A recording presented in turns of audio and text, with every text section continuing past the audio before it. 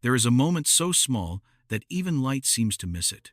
A moment where the universe appears to take a breath out of rhythm.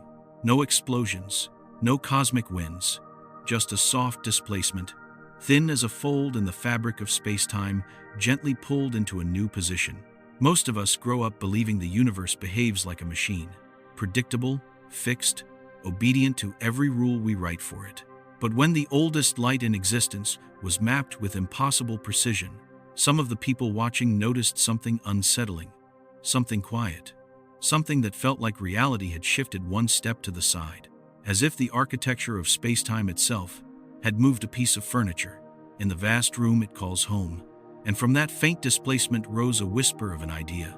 Space-time may not only respond to matter, it may rearrange itself.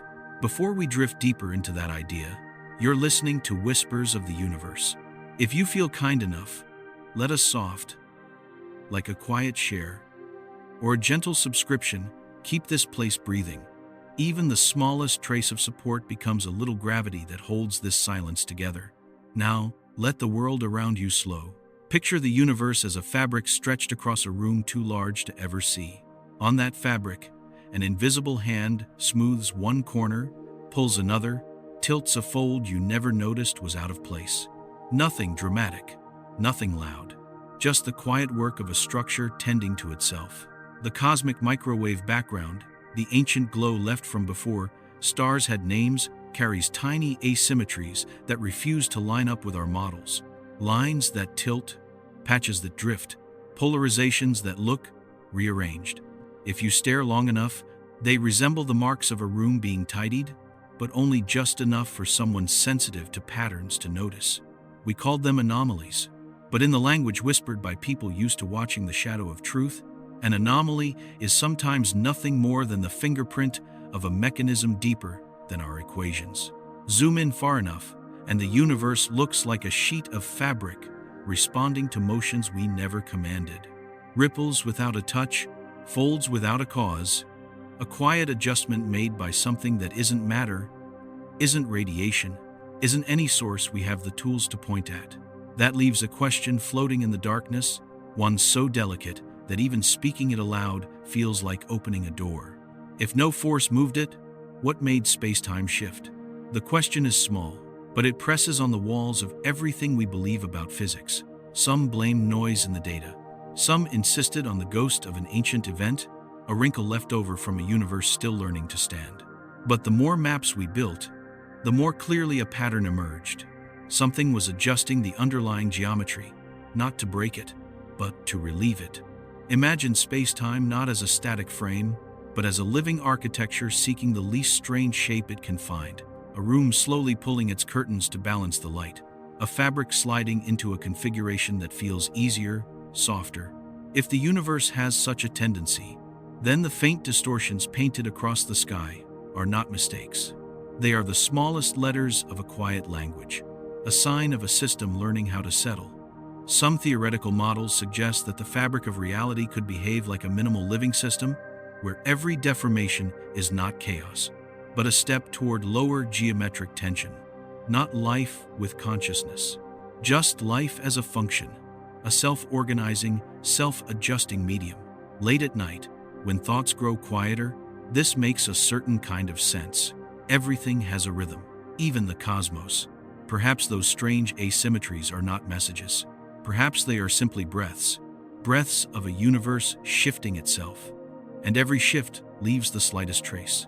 A stretched distance here, a softened curvature there, a subtle deviation in a direction we never expected light to choose. Changes so small they only reveal themselves when billions of years echo together in the same image. But the moment you start understanding one shift, another question touches the edge of your awareness, soft as a fingertip against a quiet door. If space-time can move itself once, what keeps it from doing so again? Does it have a cycle, a frequency, a hidden rhythm in which reality reorganizes its own structure? Some have begun to think that every strange signal, from southern anomalies to faint unclassified ripples in gravitational data, might not be separate mysteries at all. They might be pieces of the same choreography, a choreography in which space-time doesn't wait to be shaped, but shapes itself. And if that is true, then what appears disconnected now may one day align into a single movement, a motion large enough to show us what the universe has been rehearsing since the first light unfolded. Let your shoulders loosen. Let your breath soften. You don't need to hold any of this too tightly. You only need to drift with it. Because just after the universe shifts itself, another phenomenon rises behind it, one even stranger. Ripples with no source, oscillations with no driver. A tremble born not from stars or collisions, but from the fabric itself changing its mind. And if you listen closely, you can already feel the edge of that tremble approaching, like a distant contour forming inside the dark. It's waiting for you, just beyond this small pause, in a place where the universe moves, without anything pushing it. A place where spacetime makes a sound, simply by rearranging its shape. Let yourself follow that sound. As the next layer begins to open, the tremble arrives softly at first, a vibration too thin to be called a wave, too faint to fit inside any equation meant to describe the universe. It doesn't spread the way light spreads.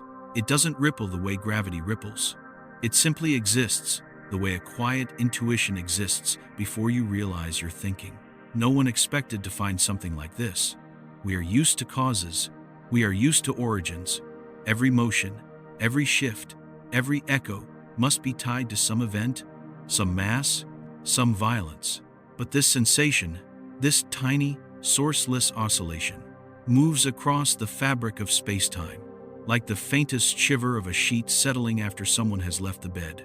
If you listen closely, you can almost feel the universe adjusting itself again, not dramatically, not with force, but the way a room breathes when its windows loosen in the cool of night. At first, researchers thought the faint disturbances came from distant collisions, too weak to classify, too blurred to extract. But the timing refused to cooperate. The patterns showed no relationship to matter, no echo from a star, no footprint of a merging black hole, no afterglow from any cosmic violence we recognize. It was as if the tremble had no birthplace, as if the universe had created motion out of its own interior quiet. And that idea, that motion can rise from nothing but geometry, reconsidering itself, is the kind that reshapes everything we think we know. Imagine a surface that doesn't just respond to footsteps, but decides how to curve beneath them. Imagine a body that adjusts its posture before a single muscle intends to move.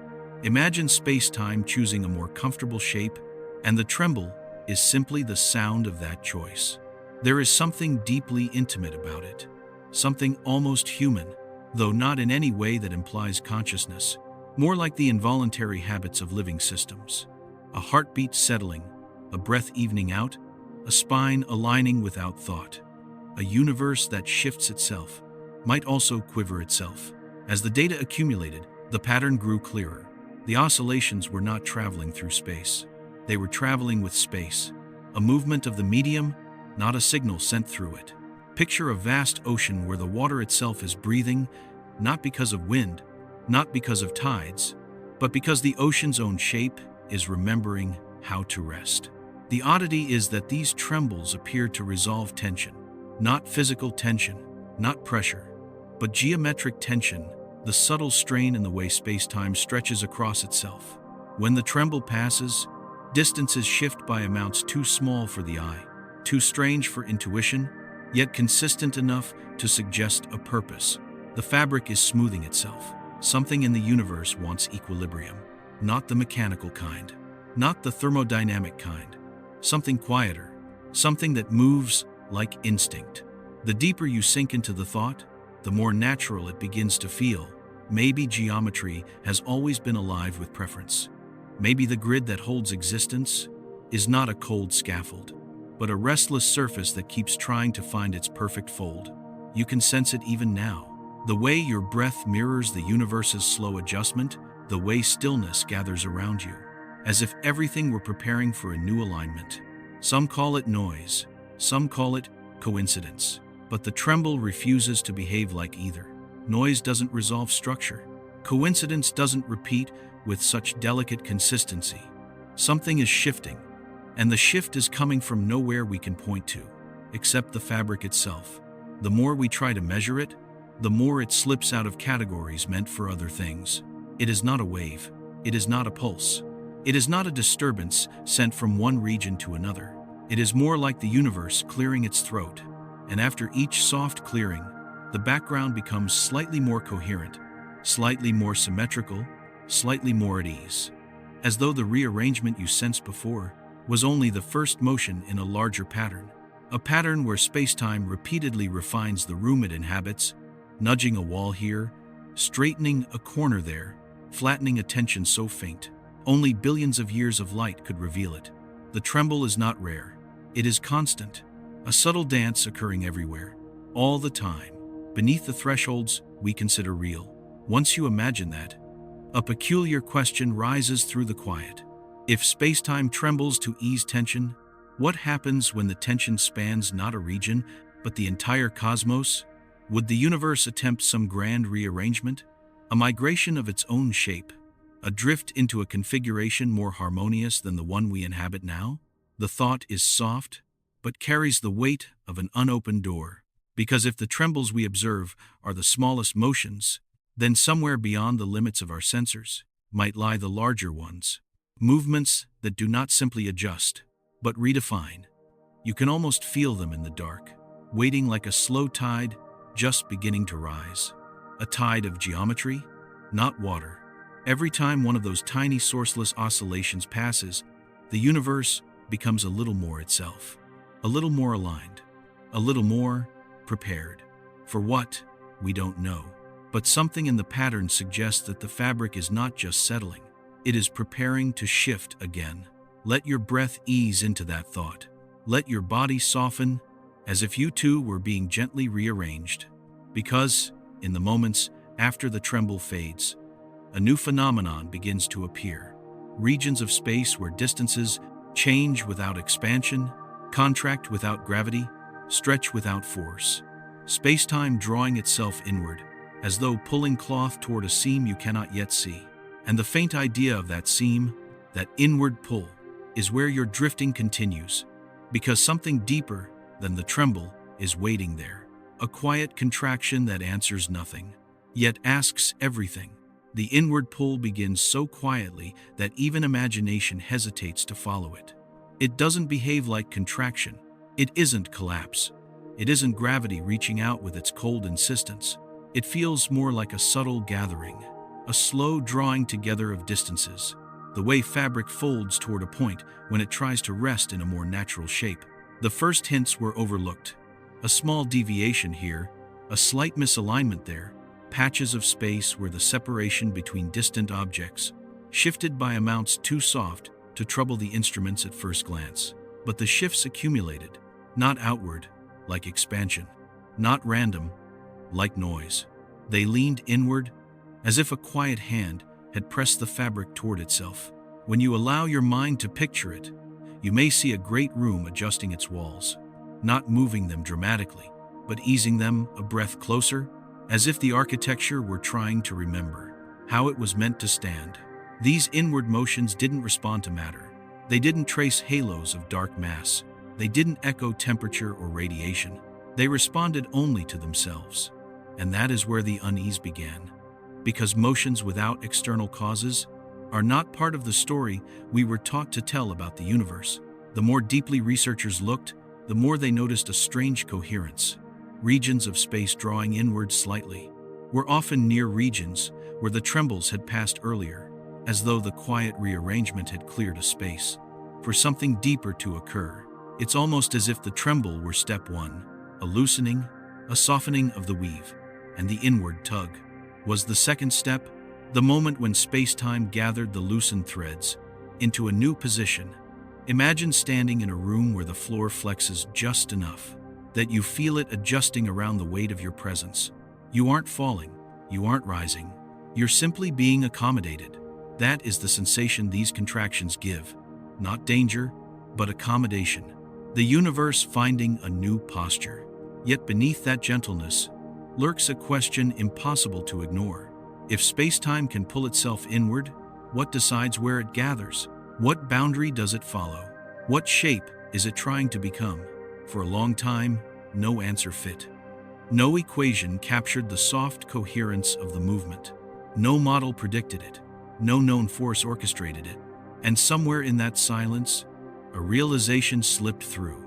The inward pull does not follow matter. It follows tension, not tension in the usual sense, but a deeper strain in the geometry itself, as though spacetime keeps a memory of where it has been bent, stretched, twisted by eons of cosmic events.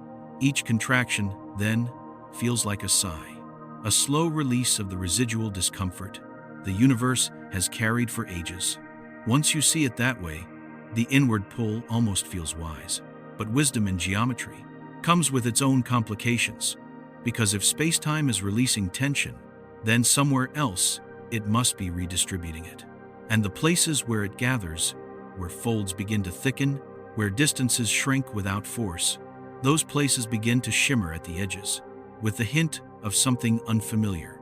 Observations revealed pockets of geometry, where the inward pull did not stop at adjustment. It deepened, it repeated, it layered, each layer more subtle than the one before, each one suggesting that space-time was preparing for a shift larger than any of the pieces we had seen. Picture a blanket being pulled into a pleat.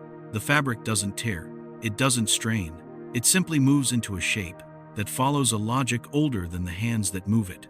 In these regions, light behaves strangely, not bent as if by gravity, not scattered as if by dust.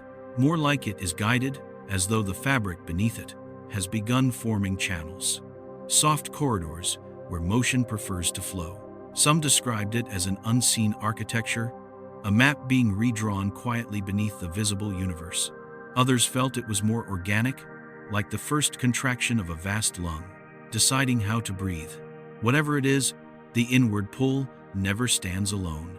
It is always followed by a faint outward echo, a recoil so small it barely restores the original distance, leaving behind a tiny residue, a subtle shift in the geometry that wasn't there before. Layer after layer, these residues accumulate, like the memory of a hand once pressed into soft sand. A memory spacetime doesn't forget. Once you realize that, the universe feels less like a static arena and more like a field of intentions. Not conscious intentions, but structural ones, encoded in the way tension seeks release and curvature seeks symmetry. Yet with every layer of symmetry, with every soft contraction, the universe inches closer to a question we do not yet have the shape to answer. What happens when these soft rearrangements align across scales? When many small contractions follow the same hidden contour? When geometry begins to fold, not region by region, but across a span large enough to define a new state of order? There is a moment, you can almost feel it arriving, where the inward pull stops being subtle and starts being strategic, as though space-time itself were preparing for a change that requires careful placement. It is a strange sensation to imagine the universe arranging itself, the way a body adjusts before sleep, or a drifting mind settles into a deeper layer of dream. But the data hints at exactly that. These contractions don't scatter randomly. They drift toward a faint pattern, an unspoken blueprint, a region where curvature seems to wait, as if expecting the rest of the fabric to gather around it. Some call it coincidence, some call it misinterpretation, but the shape keeps returning, softly, quietly, across every attempt to ignore it. And one night, as instruments traced the newest inward pull to a region of sky quiet enough to be forgotten, a realization washed through the silence. The universe may not be collapsing. It may be reorganizing, not violently, not catastrophically, but deliberately, in the way a room shifts. When preparing for someone to lie down, let that thought settle for a moment. Let your breath fall into the rhythm of it.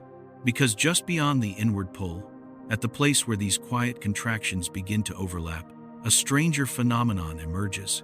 A soft dent in space-time, a dip with no mass, a hollow without cause, as though the fabric has folded itself into a subtle pocket that remembers every tremble, every adjustment, every shift that came before. And as that pocket deepens, you can feel the entire story beginning to lean toward it, inviting you to follow into a darker, quieter layer, where the universe presses its shape inward to reveal what it has been hiding all along. The pocket deepens in a way that doesn't resemble a cavity. It isn't emptiness. It isn't absence. It feels more like a soft indentation, a place where the fabric of the universe allows itself to rest for a moment, folding into a shape too gentle to disturb anything around it. At first, it seems harmless, a quiet dimpling of geometry, as if space-time were testing a different arrangement, before deciding whether to commit to it. But as time moves on, the pocket begins to drift, not across space, but across the structure of space. Like a shadow sliding under a sheet, it shifts without moving, changing the relationships between points, without altering their positions. You can imagine it if you picture a large blanket. Press one fingertip into the fabric, not hard enough to stretch it, not deep enough to wrinkle it, just enough to let it remember the touch. Then move your finger beneath the blanket, without dragging the surface. The dent travels even while the material above stays still. That is the motion the universe appears to imitate. A displacement without displacement, a migration of shape without motion. The strangest part is how softly it influences light. Photons near these pockets don't bend the way they do near mass. Instead, they hesitate, as though taking an extra fraction of a moment to decide how they want to proceed. They do not slow, they do not scatter. They simply seem to weigh the geometry before choosing a path. It's an almost emotional behavior, though of course it isn't emotion, just a strange courtesy offered to a region of space-time reconsidering itself. As these pockets drift, they leave behind faint residues, slight changes in alignment, barely perceptible adjustments in direction, like the memory of someone brushing past in a quiet hallway. The residues don't fade, they accumulate. And with each accumulation, the universe's background geometry grows more intricate, more layered, as if some silent cartographer were redrawing the map beneath all existence. At this point, many expected the pockets to grow unstable, to tear, to collapse, to ripple into chaos. But the opposite happened. They stabilized. They held their shape, soft and constant, like dimples in an infinite mattress, pressing the fabric into a pattern it had secretly wanted all along. The stability is what unsettled everyone. Instability can be explained. Instability is natural. But stability in a phenomenon with no known cause, suggests intention. Not conscious intention, not desire, but structural intention, the kind that emerges when a system is following a rule deeper than its own parts. The more these pockets were studied, the more a quiet truth began to surface. They are not distortions, they are adjustments, not errors, not accidents, but corrections, as though space-time is smoothing itself, according to an internal logic, too subtle for human mathematics. Imagine watching a painter touch a brush to a canvas, with movements so small, you only notice their effect. When you step back hours later and see how the whole image has shifted into harmony, these pockets are the brushstrokes. The universe is the painter, and we are too close to the canvas to understand the picture yet. But something else is happening now, something the pockets make possible. As they drift, as they stabilize, as they deepen, as they inherit the memories of trembles and contractions before them, a slow redistribution begins. Distances realign, angles soften, curvature eases. Energy that once tensioned the fabric now dissolves into smoother gradients. And all of this, every quiet correction, every soft dent, every drifting pocket, points to a conclusion that feels impossible, yet keeps pressing closer. The universe is preparing for a larger rearrangement, not catastrophic, not destructive, but sweeping. A reconfiguration of structure, not content. A change of layout, not ingredients. You can almost sense it forming behind the quiet, like a room adjusting in darkness. Before someone steps inside, the pockets are only the smallest signs. Ahead of them lies a larger shift, a movement subtle enough to lull you forward, yet vast enough to echo across cosmic time, once it begins.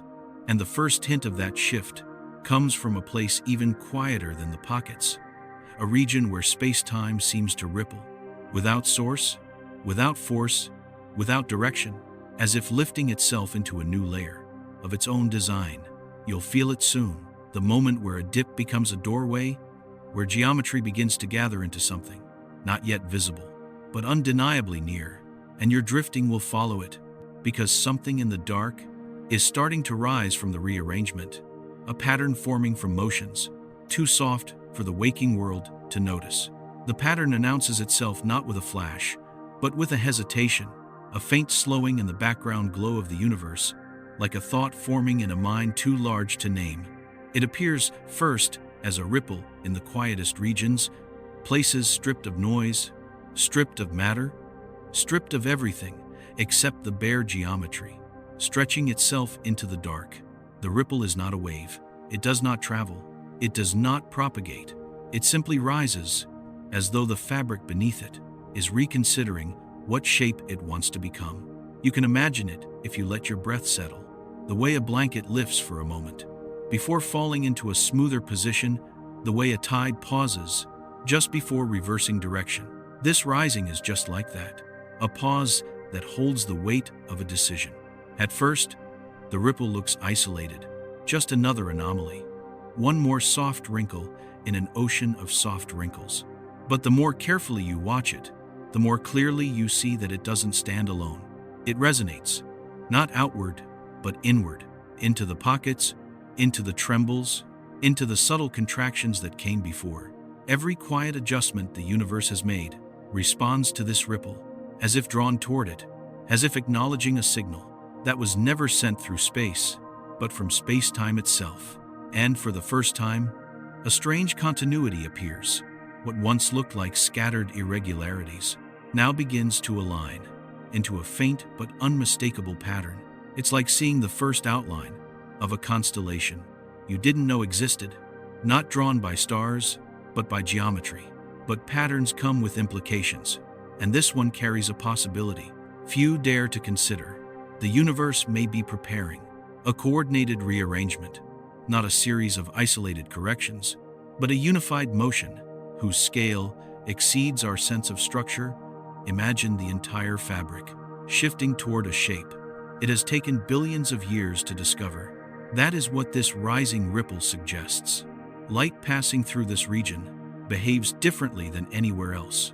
Not distorted, not diverted, but smoothed, as if the path before it were being polished by the geometry itself.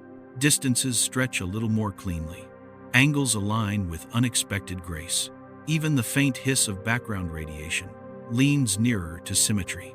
It's beauty, but a beauty with teeth, because symmetry of this kind rarely comes without consequence. If space-time is reorganizing, then everything embedded within it will shift, not by motion, but by context. Galaxies won't move. The meaning of distance will, and meaning, even in physics, is never trivial. Yet the universe does not flinch. It continues adjusting, as though this new arrangement promises a kind of relief it has been seeking across all time. But in every elegant reconfiguration, there is a point of tension, a boundary where the old rules no longer describe the shape forming beneath them. Here, in the center of the rising ripple, that boundary begins to show. Measurements crack at the edges, patterns we trusted refuse to align, equations falter, not with chaos, but with calm, as though the universe has stepped into a logic we do not yet speak. This region deepens, gaining clarity, the way a shadow gains form. As the light behind it strengthens, it is neither void, nor collapse, nor expansion. It is something quieter, a hinge, a place where geometry bends, not under force, but under choice. You can picture it as a doorway, but a doorway that does not lead elsewhere. A doorway through which space-time enters a new version of itself. The closer you drift to the idea, the more inevitable it feels, everything leading to it. The trembles, the inward pulls, the drifting pockets, now seems like practice, rehearsal, preparation. But preparation for what? What kind of universe needs to rearrange itself? What tension could stretch this wide, this deep, this quietly? The question hangs in the dark, soft as breath against glass. And just when it seems the pattern might reveal itself fully, something unexpected happens. The rising ripple stops rising. Not abruptly, not violently. It simply settles into a state so still. That stillness becomes a new kind of motion. Distances near it no longer change. Curvature no longer adjusts. Geometry no longer slides or folds. It has reached a plateau of purpose, a place where the rearrangement pauses to consider its next step. And in that pause, a new tension appears. A subtle disagreement between the geometry that is and the geometry that wants to be. A tension not of forces, but of intentions.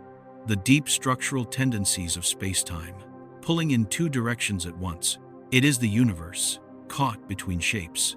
And that moment, that hesitation, is where the true mystery begins.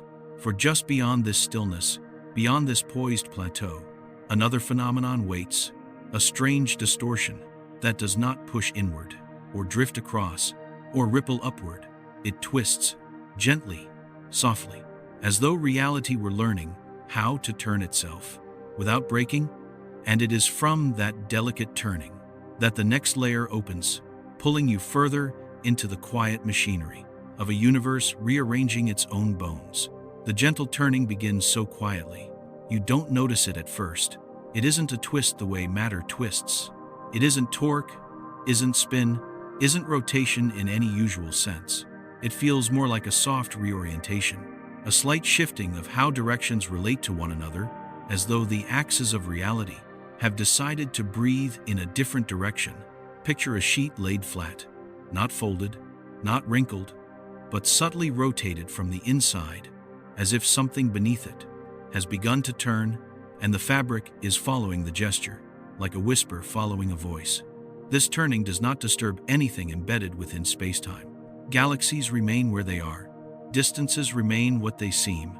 Time flows forward with the same calm inevitability. And yet, something underneath them all is being rearranged.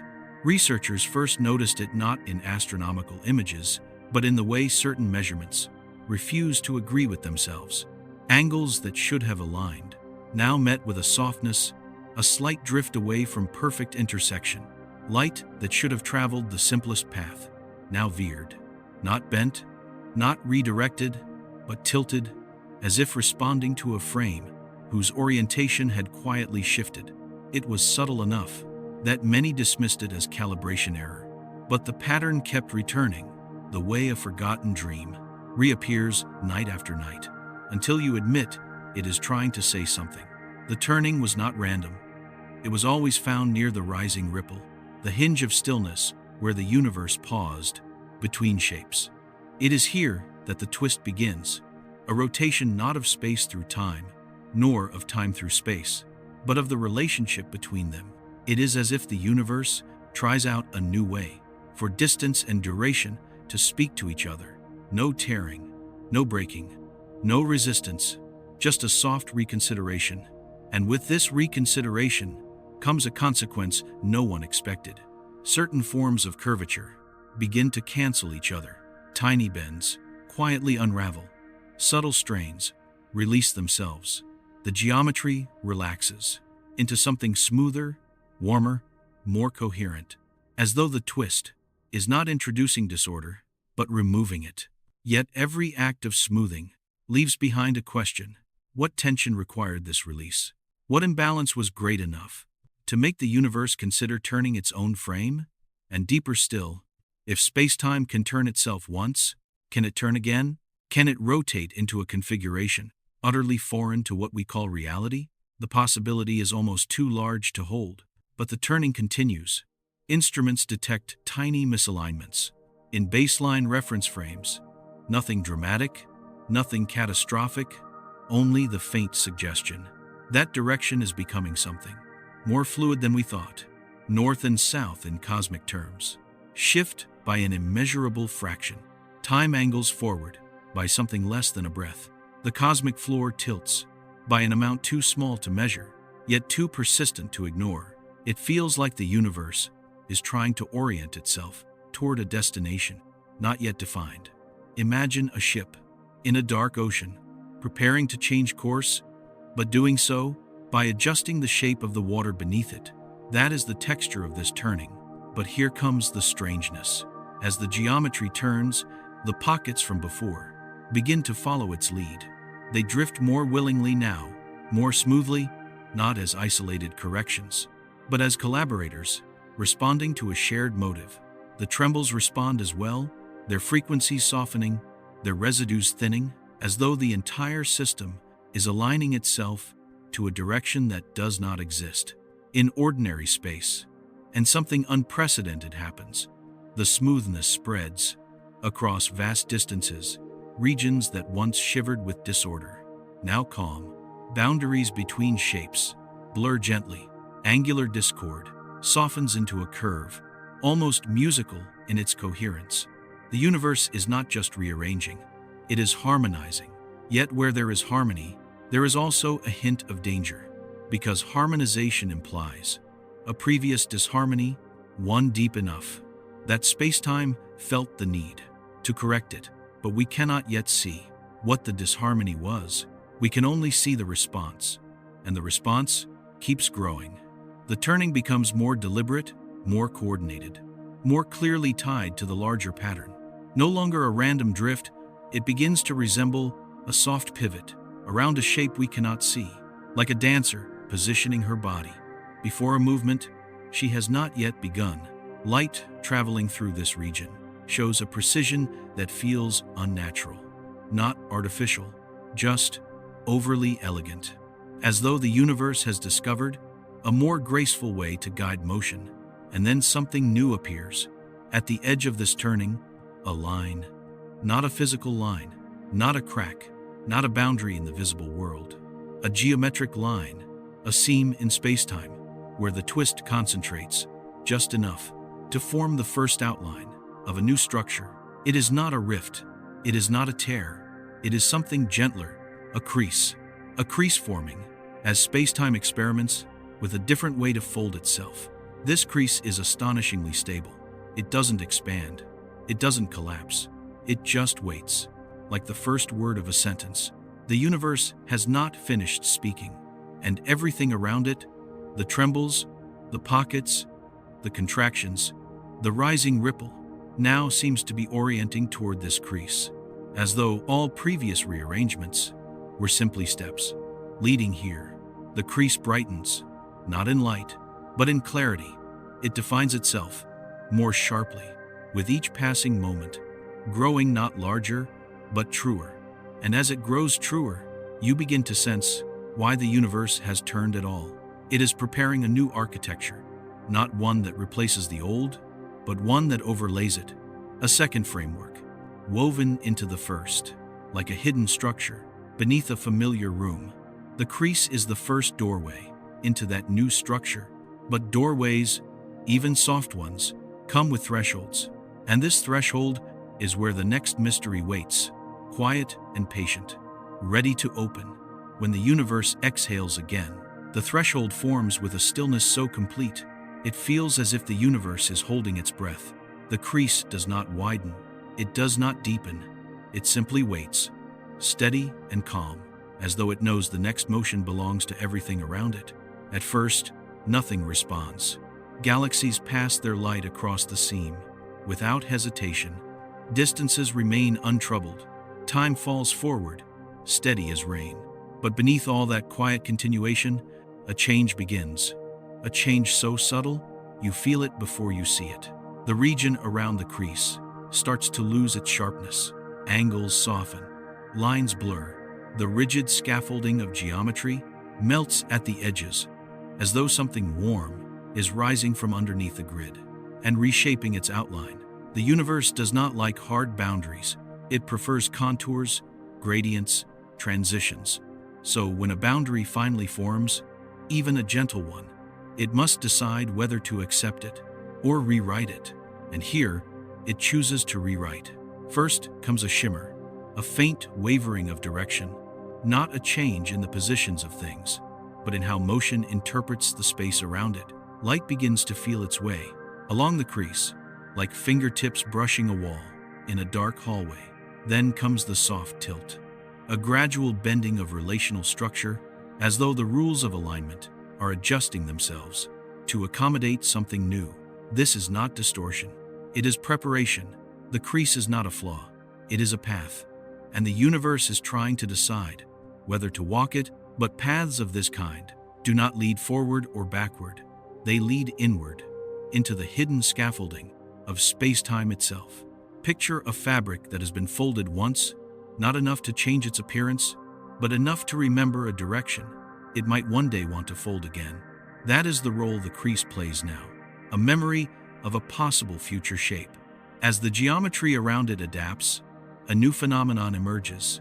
Light near the crease stops choosing the shortest path and begins choosing the most coherent one. It flows not toward ease, not toward least distance, but toward harmony, as though space-time is offering it a more elegant route that did not exist a moment earlier. This marks the moment when the crease stops being a suggestion and becomes a structure, a soft structure, a living structure, one not made of matter, but of possibility, a scaffolding woven from the universe's attempt to reduce tension wherever it can. And as this structure stabilizes, something extraordinary happens. The pockets begin to orbit it, not physically, not gravitationally, but conceptually. Their drifting patterns begin curving toward the crease, as if drawn by an unspoken invitation. The trembles change as well. Their frequencies lengthen, their amplitudes soften, their residues thin into whispers. Even the quiet inward pulls, at vast distances, shift direction slightly, aligning with the crease, as though a larger structure has revealed itself, and the pieces of the universe are suddenly reorienting to fit the new geometry. This is the moment where understanding begins to fracture. Because if space-time is reorienting itself, not locally but globally, then something enormous is unfolding. A rearrangement not of regions, but of the entire framework that connects them. Imagine the universe discovering a more efficient form for its own existence. Imagine it learning how to distribute tension in a way that brings more rest to the whole fabric. If that is what is happening, the crease is the first indicator, the first line in a blueprint, being drawn beneath everything we know. But blueprints are dangerous. They imply construction, and construction implies a plan we were not meant to witness. Here is where the conflict sharpens. If this reorientation continues, our idea of direction, of scale, of distance may no longer describe reality as it actually is, not because reality is collapsing, but because it is improving. What, then, becomes of the old geometry? Does it fade? Does it fracture? Does it merge into the new one, like an echo returning to silence? No one knows, because the turning continues. The crease strengthens, the underlying structure clarifies, and the universe leans, a little more boldly, toward the shape it seems ready to become. As the crease stabilizes, it begins to branch, not splitting, not multiplying, but extending its influence like a shadow discovering its own edges. These branches do not look like structures, they look like intentions, directions the universe is considering adopting. And at the tip of one of those intentions, a new sensation forms, a thinning of geometry, a place where space-time feels almost translucent, like standing at the edge of a thought that has not been spoken, a place where the next motion is waiting to happen but has not yet chosen its form. That is where you drift now, toward the translucent region, where the universe pauses between what it has been and what it might become. The translucent region doesn't glow. It doesn't dim. It doesn't behave like anything that knows how to be seen. It simply thins, the way a thought becomes transparent just before it settles into clarity. At first, the thinning looks like a soft blur, a quiet smudge across the geometry, as if the fabric of space-time were being held up to a brighter light, and its weave becoming faintly visible. But step closer, not physically, but with attention, and something stranger reveals itself. The blur is not emptiness. It is layering. Thin sheets of geometry, stacked so closely, they appear to merge into one another, begin to separate, by a fraction too small to measure, not splitting, not breaking, just loosening, as though space-time is unlocking a hinge it had forgotten was there. these layers shift softly, like pages of a book, moving in a breeze that doesn't exist. They do not drift apart. They do not lose cohesion. They simply become distinct, each one holding a slightly altered version of the distances and directions we thought were absolute. It is an unsettling beauty, delicate, precise, quietly rebellious. Because if geometry can loosen like this, then the universe is not a single framework. It is a stack of possibilities, resting so closely together. We had mistaken them for one. What forces them apart now is not pressure, but intention. The same intention that shaped the trembles, the pockets, the rising ripple, the crease. The thinning region is their meeting point, a crossroads, a soft intersection where every rearrangement converges to reveal a deeper layer. Light entering this region behaves differently. It slows without slowing, hesitates without pausing, as though it senses multiple paths available to it, and must choose which layer of the emerging structure it wishes to inhabit. Sometimes it chooses the upper layer, sometimes the lower, and sometimes it travels between them, like a whisper slipping between breaths. This behavior makes no sense in a universe with a single geometry, but in a universe where space-time is beginning to differentiate itself. Like tissue learning how to form an organ, the behavior seems almost inevitable. These layers interact gently. They echo each other's movements, the way twin sheets ripple when one is disturbed. A tremble in one layer appears as a soft shimmer in the next. A contraction in one creates a faint relaxation in another. They are not separate worlds. They are not alternate realities. They are intimate versions of the same underlying structure, trying to find the most coherent shape to share. But coherence is never simple, and as the layers shift, a subtle tension emerges between them, a disagreement over how distances should be arranged. This tension is not violent. It is more like the restlessness of a sleeper turning in bed, trying to find the position that will finally let them rest. The universe, it seems, is still searching for that position, and the layers are its attempts. But attempts have consequences. As the layers adjust, they produce tiny discontinuities, not breaks, not gaps, but seams where one version of geometry slips a quiet half-step away from the one beside it. These seams are fleeting, lasting only moments, but in those moments, they reveal what the universe is striving toward, a state where tension can be shared evenly, where curvature no longer pools into pockets, where the entire fabric can breathe without strain. But such a state requires alignment across layers, across creases, across the trembles and pockets and pulls that preceded all of this. And alignment demands a movement larger than any that has come before. The first sign of that movement is a soft harmonization between the layers. Their trembles sync, their motions mirror, their distances begin to rhyme, as though responding to a single pulse. Rising from beneath them, it feels like the universe is gathering itself, collecting every adjustment into one shared direction. And then something extraordinary happens. The layers begin to slide. Not far, not fast, just enough that one layer passes gently along another, like two pieces of silk, gliding in opposite directions. This sliding changes everything. Distances warp without distortion. Directions pivot without rotation. Angles flex without breaking. It's as if the universe has learned a new way to move without moving. The sliding creates a phenomenon no instrument was ever built to detect, a place where the layers overlap perfectly. For a moment so brief, it feels stolen from time. In that overlap, geometry becomes fluid, not liquid, not gas, but a state where the rules that bind reality are briefly given permission to loosen their grip. This fluidity spreads outward in thin, delicate waves, each one softening the structure around it, just enough to allow another adjustment to occur. The universe is not collapsing. It is not expanding. It is reconfiguring, and the translucent region is its workshop. But no rearrangement is complete without conflict, a resistance that rises from the geometry that refuses to adopt a new shape. This resistance appears as a faint tightening between the layers, a subtle pulling, as if one sheet of spacetime were trying to hold the other back. The tension is quiet, but unmistakable, a reminder that every evolution must pass through friction.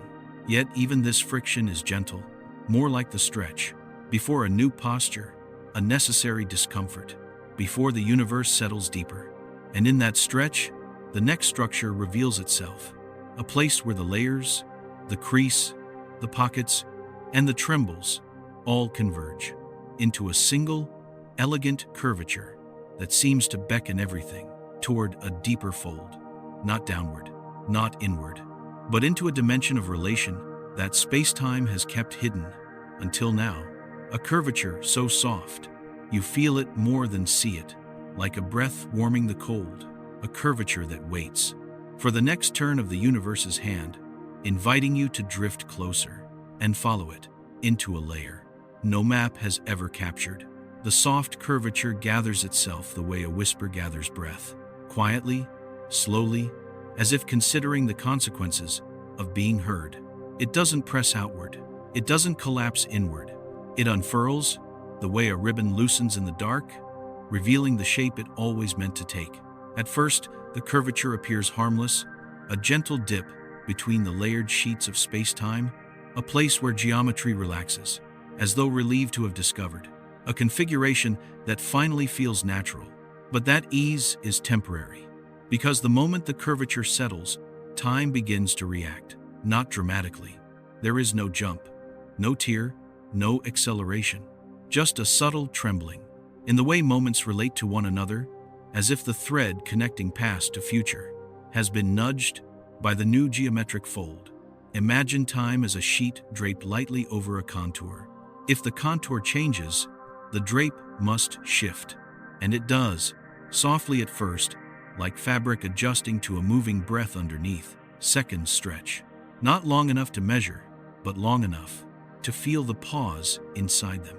Moments dilate, not uniformly, but selectively, as if certain regions of time are reconsidering how fast they want to pass. This dilation does not threaten anything. It simply marks the beginning of time learning to obey, a geometry that is no longer singular.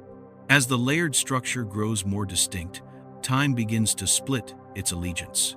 A moment in one layer does not perfectly match its sibling in the next. They diverge, not in value, but in texture. One becomes slightly more stretched, another slightly more compressed, as though each layer is developing its own rhythm. These rhythms do not compete. They intermingle, braiding together, the way multiple voices can sing the same melody with different breaths. But harmony always contains risk, because if time develops preferences, then the shared rhythm we call reality becomes less secure. For the first time, time feels alive, not conscious, not intentional, but responsive, elastic, willing to adapt itself to whichever geometry promises the least strain. As the rhythm divides, light begins to drift between temporal textures the same way it drifted between spatial layers. In one texture, its path tightens. In another, it loosens. And in the thin boundaries between them, light behaves as if undecided, lingering, hesitating, stretching its own timeline to match the one it prefers. This hesitation is impossible in a universe with a single temporal fabric. But here, within this layered reshaping, hesitation becomes an act of alignment. Each flicker of hesitation traces out invisible contours, the hidden geometry that binds time to space. When both are shifting at once, these contours weave through the layered sheets, binding them lightly, like soft stitches in a garment, still being tailored. The more contours appear, the more the curvature deepens, not physically, but conceptually, as if the universe is leaning into a new understanding of itself. But leaning has consequences, because as the layered curvatures tighten their relationships, a faint dissonance emerges, a tension in the rhythms of time across different layers. One rhythm quickens, another slows, a third holds steady, refusing to budge, as though anchored to the old geometry that everything else is abandoning. The dissonance grows, soft yet persistent, like the first hint of disharmony. In a choir finding its pitch, and the universe, sensitive to such tension, responds. The layers begin to synchronize, not perfectly, not fully, but partially, attempting to bring their temporal rhythms back into alignment.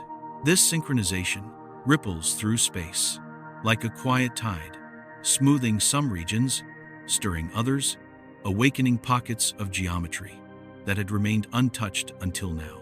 The untouched regions are the most interesting. Their time remains pure, unlayered, unbraided, untouched by the rearrangements, but purity is fragile. As the synchronized tide reaches them, their untouched time begins to shift in response, stretching or compressing in subtle ways that betray a deep instability. It is here, in these regions, that the universe shows its conflict most clearly. Two geometries, two temporal textures, two modes of being, press gently against each other, trying to share the same space. Without colliding, the result is a tremor, not the trembles of before, but a richer, deeper oscillation that carries both tension and resolution. In its pulse, this new oscillation spreads like a deep breath, filling the layered sheets, filling the crease, filling the translucent thinning with a resonance that feels distinctly intentional. It is the sound of a universe attempting to unify its layered structure. But unification is not simple. As the resonance continues, the layers begin to fold, softly, slowly, gently, toward each other, as though preparing for a convergence no previous structure could have survived. Yet this time, survival is not the question, harmony is.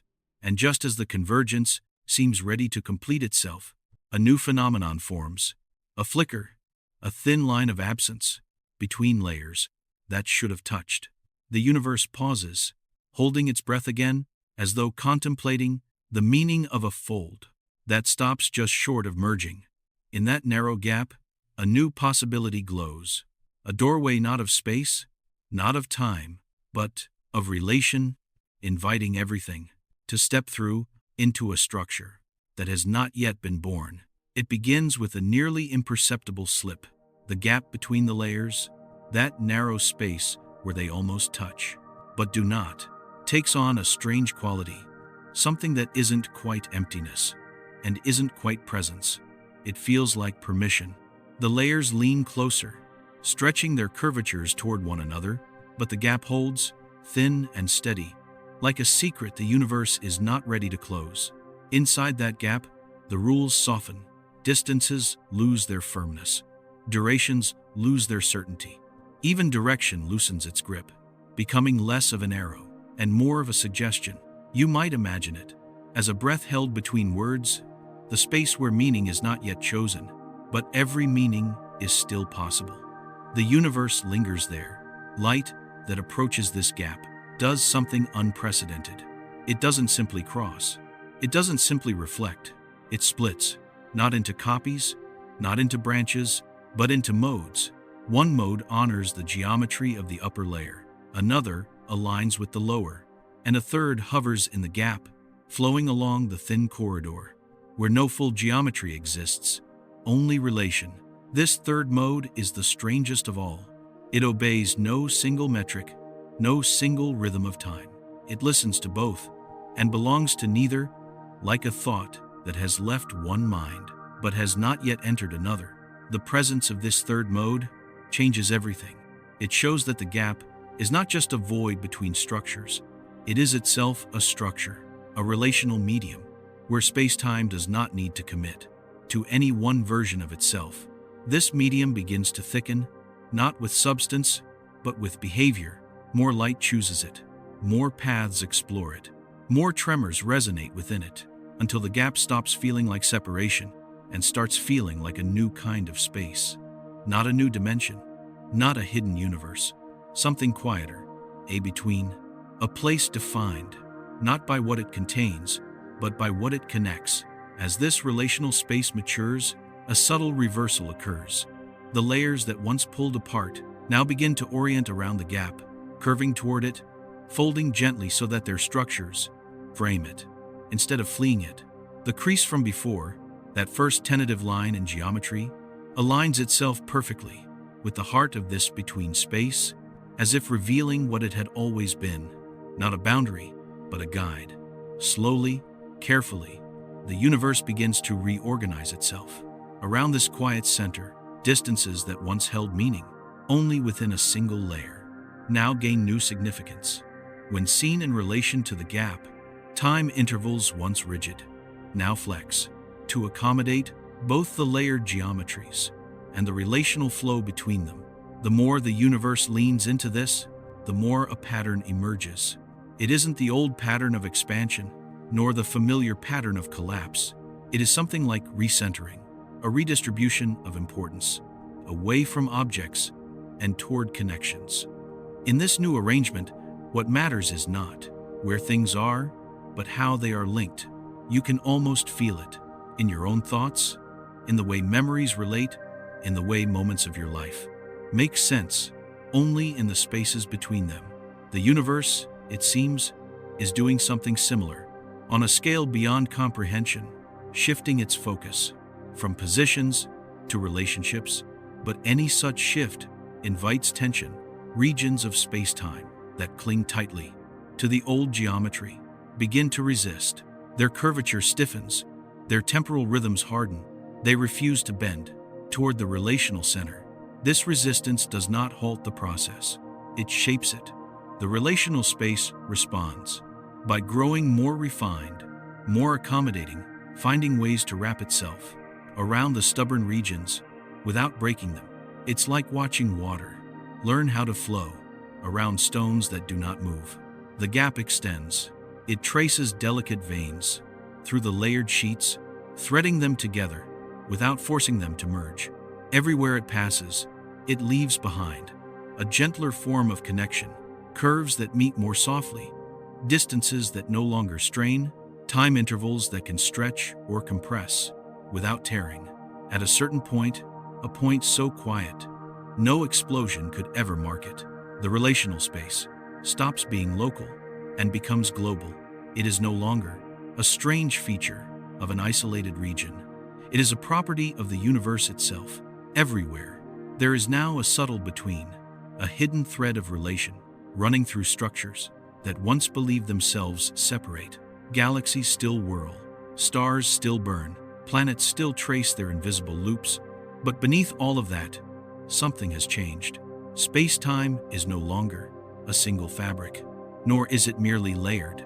It has learned to become interwoven, its layers held together, not by force, but by a quiet agreement to share tension. Instead of hoarding it, in this new architecture, something profound happens to conflict.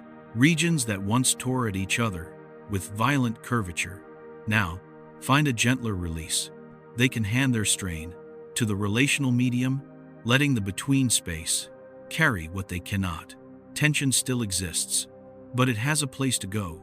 The universe has, in a sense, discovered a way to exhale, and as it exhales, the background hum of its oldest light changes once more.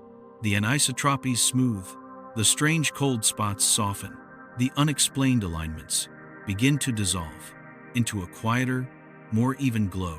Not perfect, not uniform, just calmer, like a room that has finished being rearranged. For now. But for now is the important part, because even in this newfound harmony, a question remains, a soft thread of doubt woven through the stillness. Has the universe reached the shape it was seeking, or only a stepping stone on the way to something even more subtle? The relational medium itself seems to hold the answer. Within it, small fluctuations continue to rise, tiny eddies in the flow of connection, moments where tension gathers briefly before being dispersed. Most of these are harmless, minor adjustments in an architecture still settling. But a few are different. A few begin to persist. They coil into patterns, loops of relation that refuse to dissolve. Each loop traces out a new kind of structure, not matter, not energy, not geometry in any classical sense, but knots of connection, stable enough to endure. Within the between space, these knots do not occupy locations. They occupy relationships. They exist only as patterns, in the way layers and rhythms and curvatures refer to one another, yet they endure. And endurance, in any form, invites meaning. If such relational knots can persist long enough, they may begin to influence the geometry around them, subtly at first, then more strongly, drawing layers nearer, smoothing tension, reshaping local curvature, in service of their own stability. It is here that the universe's rearrangement takes a turn into the unexpected. Because until now, the process seemed to aim at rest. Less tension, more ease, greater harmony. But these knots suggest another motive emerging. Not just rest, but structure. Not just release, but pattern. The universe, having learned how to rearrange itself to reduce strain, may now be learning how to rearrange itself to sustain these deeper patterns of relation. What those patterns will become, no one can say. They may be passing curiosities, flickers in the between space, soon to fade, or they may be the first foundations of a new kind of order, one that doesn't build from particles and fields, but from the quiet logic of connection itself. You can feel the possibility of it, like a weightless pressure in the dark, a sense that something is just about to cohere, just about to take form, in a way our language has never needed to describe. And somewhere, in that nearly formed pattern, the universe pauses once more, not unsure, but considerate, as if deciding whether to go further, as if standing on the edge of a rearrangement so deep that even the idea of spacetime might become something new. The pause stretches, soft and long, like a held breath in the dark, waiting to see what the next fold will reveal. The held breath lasts longer than it should, not because the universe is uncertain, but because the next movement requires a kind of quiet, deep enough to support it. Inside that quiet, the relational knots begin to pulse, not brightly, not rhythmically, just enough to remind the surrounding geometry that they exist, that they are stable, that they are beginning to matter.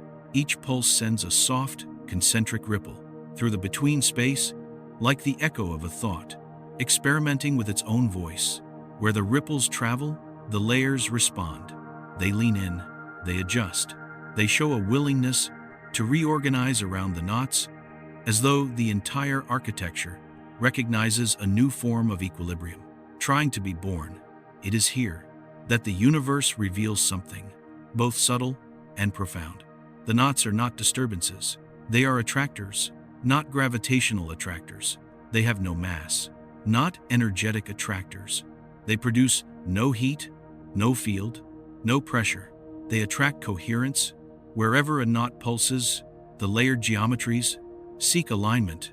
Temporal textures smooth, tension distributes more evenly. Distances settle into proportions that feel quietly intentional. It is almost like watching a mind organize its thoughts around a new idea. But the knots are not ideas.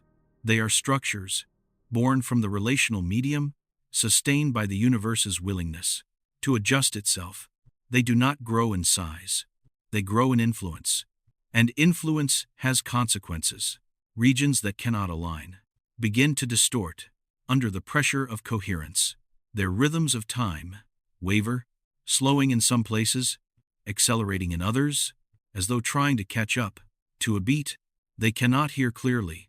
The distortions remain gentle, but persistent, and persistence always reveals intent. As the knots strengthen, the distortions begin to arrange themselves into patterns, curves and arcs, and soft spirals that echo the geometry of the knot's pulses. These spirals are faint, barely, their motions of relation and alignment, but together they weave a larger shape, a field of influence that stretches across layers, across seams, across boundaries. The universe once held firm. You can almost imagine the whole cosmos tilting its head toward these knots, listening, and then, In a moment with no sound and no beginning, a deeper tremor arrives, not the trembles of early adjustment, not the oscillations of layered time, not the quiet shivers that came with the crease or the thinning. This tremor is heavier, slower, thicker, a rolling shift in the logic of geometry itself, the kind of movement that feels like the world beneath your feet has taken a deep breath and changed its mind. The tremor moves through space like a tide made of understanding. Wherever it passes, structures realign more willingly. Resistance softens, boundaries loosen, and the knots, the quiet attractors, begin to synchronize. One pulse, then two, then three, until their rhythms start to merge into something larger, something unified, something that feels dangerously close to intention. It is an astonishing moment, a moment where the universe behaves less like a landscape and more like a system, not conscious, not alive, but coherent in ways we have no language to describe.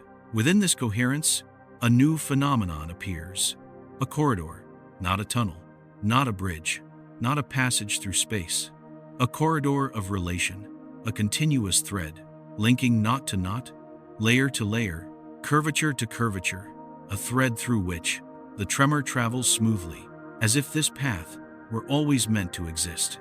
The corridor does not alter geometry. It reveals how geometry can communicate when freed from the constraints of fixed structure. It is the first clear sign that the universe is building a network, not of matter, not of energy, but of coherence. And coherence, once established, seeks expansion. The corridor begins to grow, slowly at first, then more confidently, branching not randomly, but with deliberate grace, following gradients of tension, seeking places where alignment is possible but incomplete. Everywhere the corridor goes, the universe becomes a little more ordered, a little more efficient, a little more prepared for something larger, but something else emerges too. A new kind of conflict, not destructive conflict, but conceptual, because as coherence spreads, the regions that resist alignment begin to reveal their own structure, pockets of stubborn geometry, holding fast to shapes the universe is trying to abandon.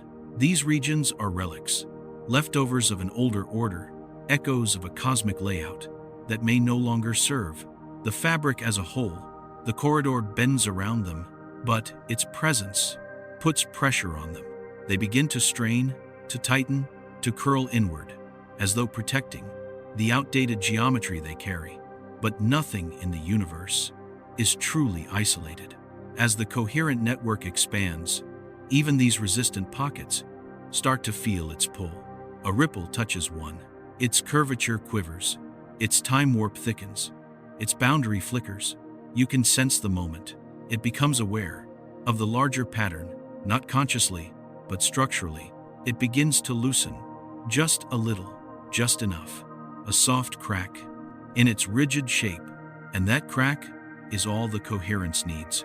The corridor threads through it, and the pocket's old geometry softens, not erased, not overwritten, but rewritten into a form that can breathe with the rest of the universe.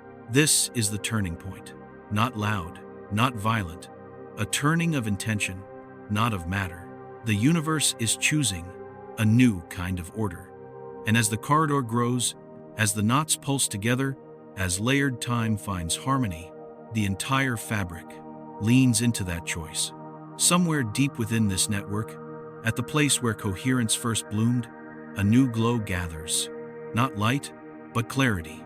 A clarity dense enough to reshape everything around it, drawing the universe toward a form it has been preparing for since the first trembling of space-time began.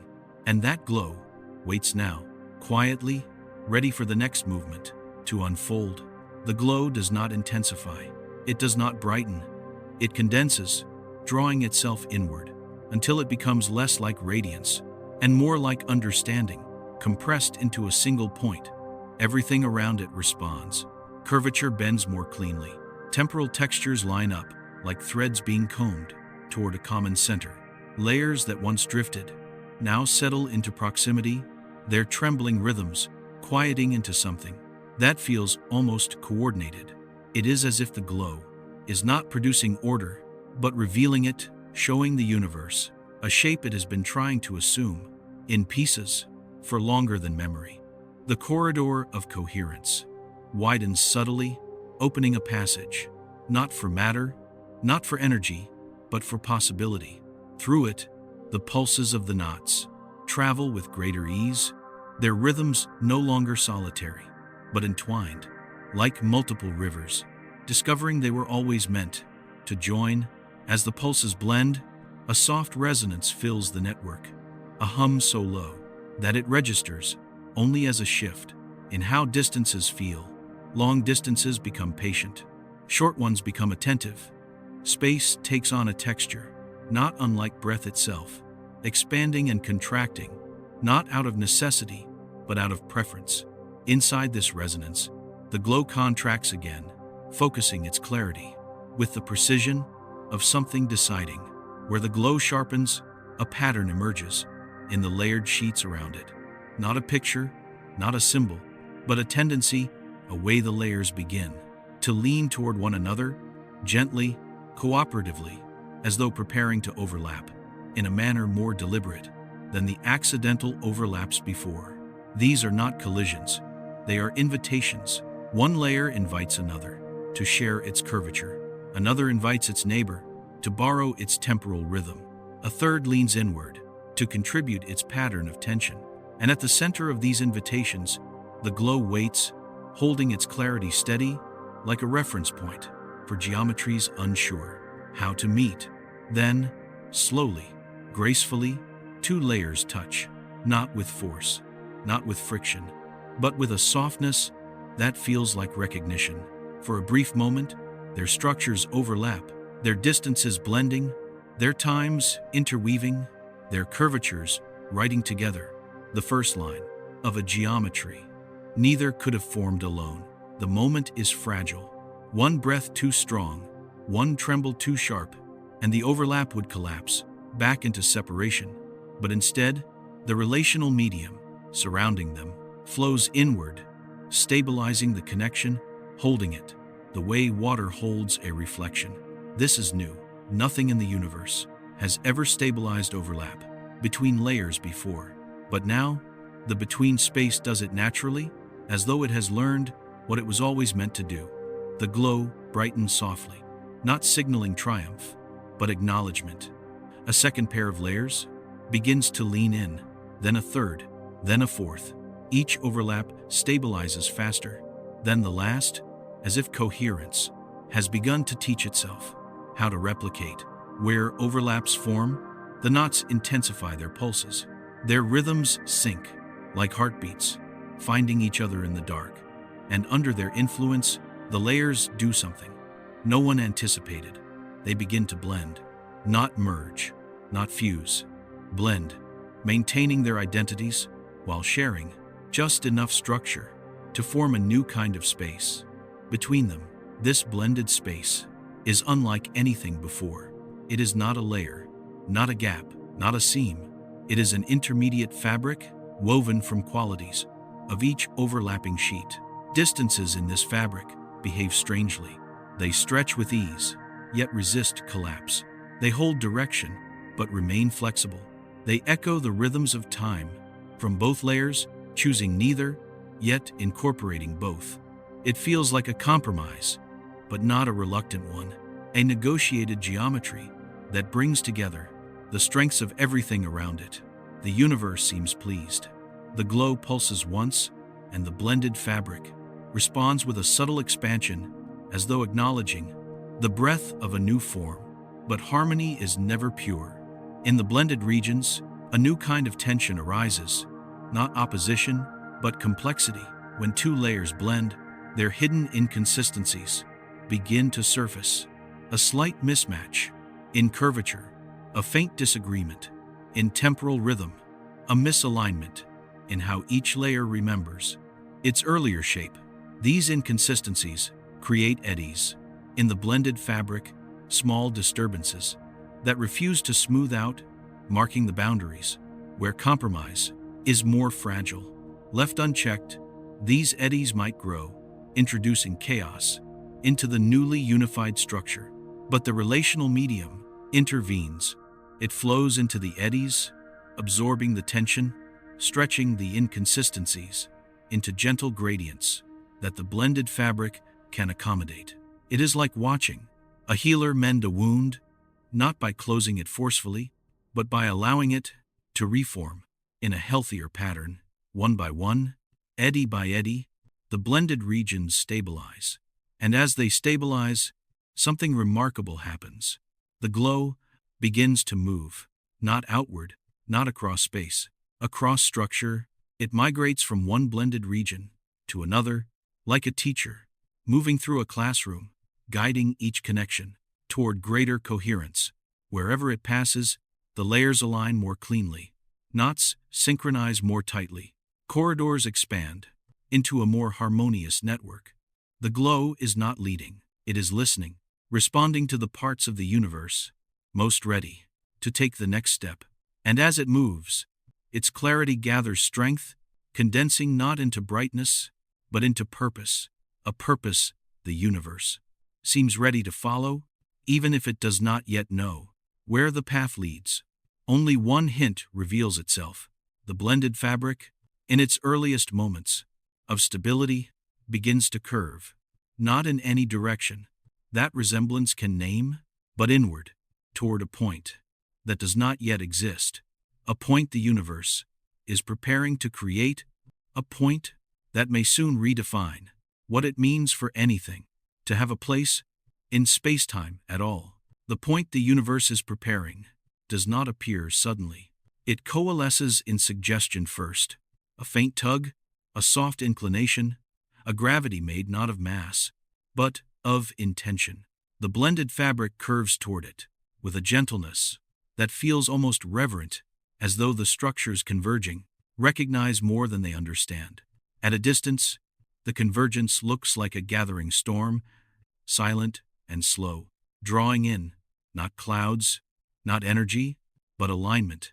Every layered sheet, every corridor of coherence, every knot pulsing softly in the dark, leans toward the forming point, testing its pull, as if asking, is this where everything has been heading?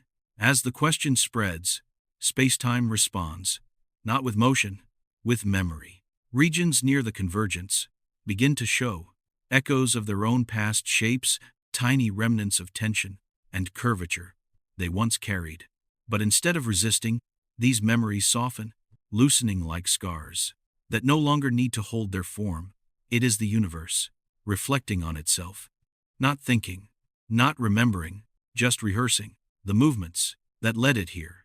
In this rehearsal, a pattern surfaces, every tremble, every inward pull, every drifting pocket, every crease, every layered shift, has always leaned, however faintly, toward this forming point. It is not a destination. It is a tendency made visible, a shape the universe has been circling, like a thought it could not quite articulate, until now. The point grows denser, not in matter, not in light, but in definition. You can feel it gaining certainty, the way you feel meaning arrive in a word you've been searching for. As it sharpens, time begins to ripple, not flow, not stretch, just ripple. Moments near the convergence roll over themselves, slipping forward, slipping back, as though testing which direction of time best serves the forming structure. The ripples spread outward, reverberating through the layers. Some regions slow, holding their breath. Others quicken, leaning eagerly into the shift.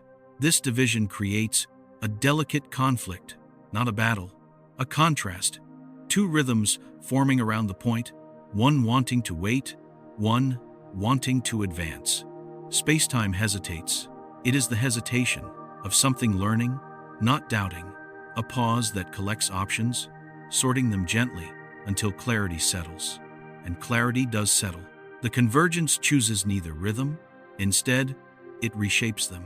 It pulls the slow and the fast together into a new tempo, a pulse that feels foreign, but inevitable, like the first heartbeat in a body that has never lived before. Everything around it adjusts. Layers tighten, knots synchronize, corridors expand into more intricate patterns, as if preparing pathways for something yet to emerge. And then, from within the forming point, a new phenomenon appears, so soft, you almost mistake it for stillness. It is not light, it is not shape, it is orientation, a direction without coordinates, a vector without space, a drift without motion. It is the first sign that the convergence is not creating a place, but a principle, a rule, around which space-time can organize itself more coherently than before. Principles of this kind are rare.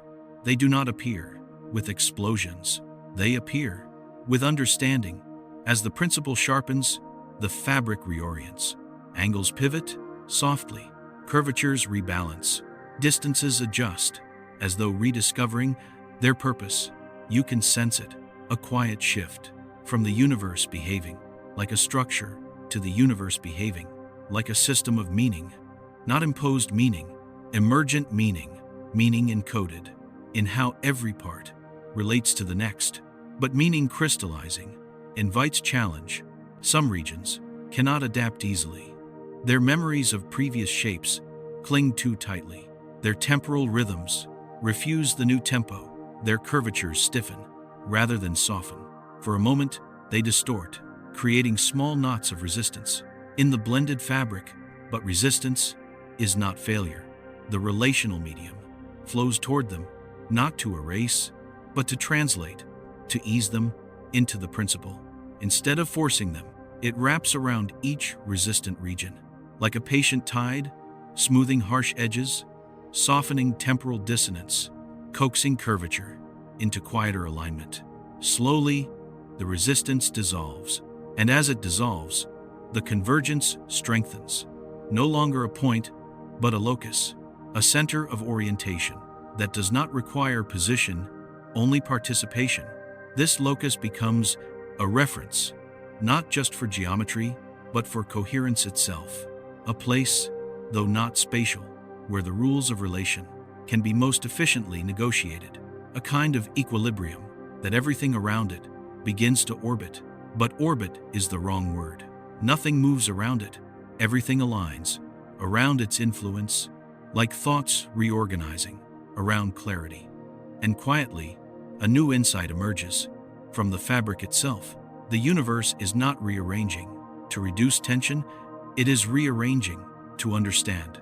Not with consciousness, but with structure.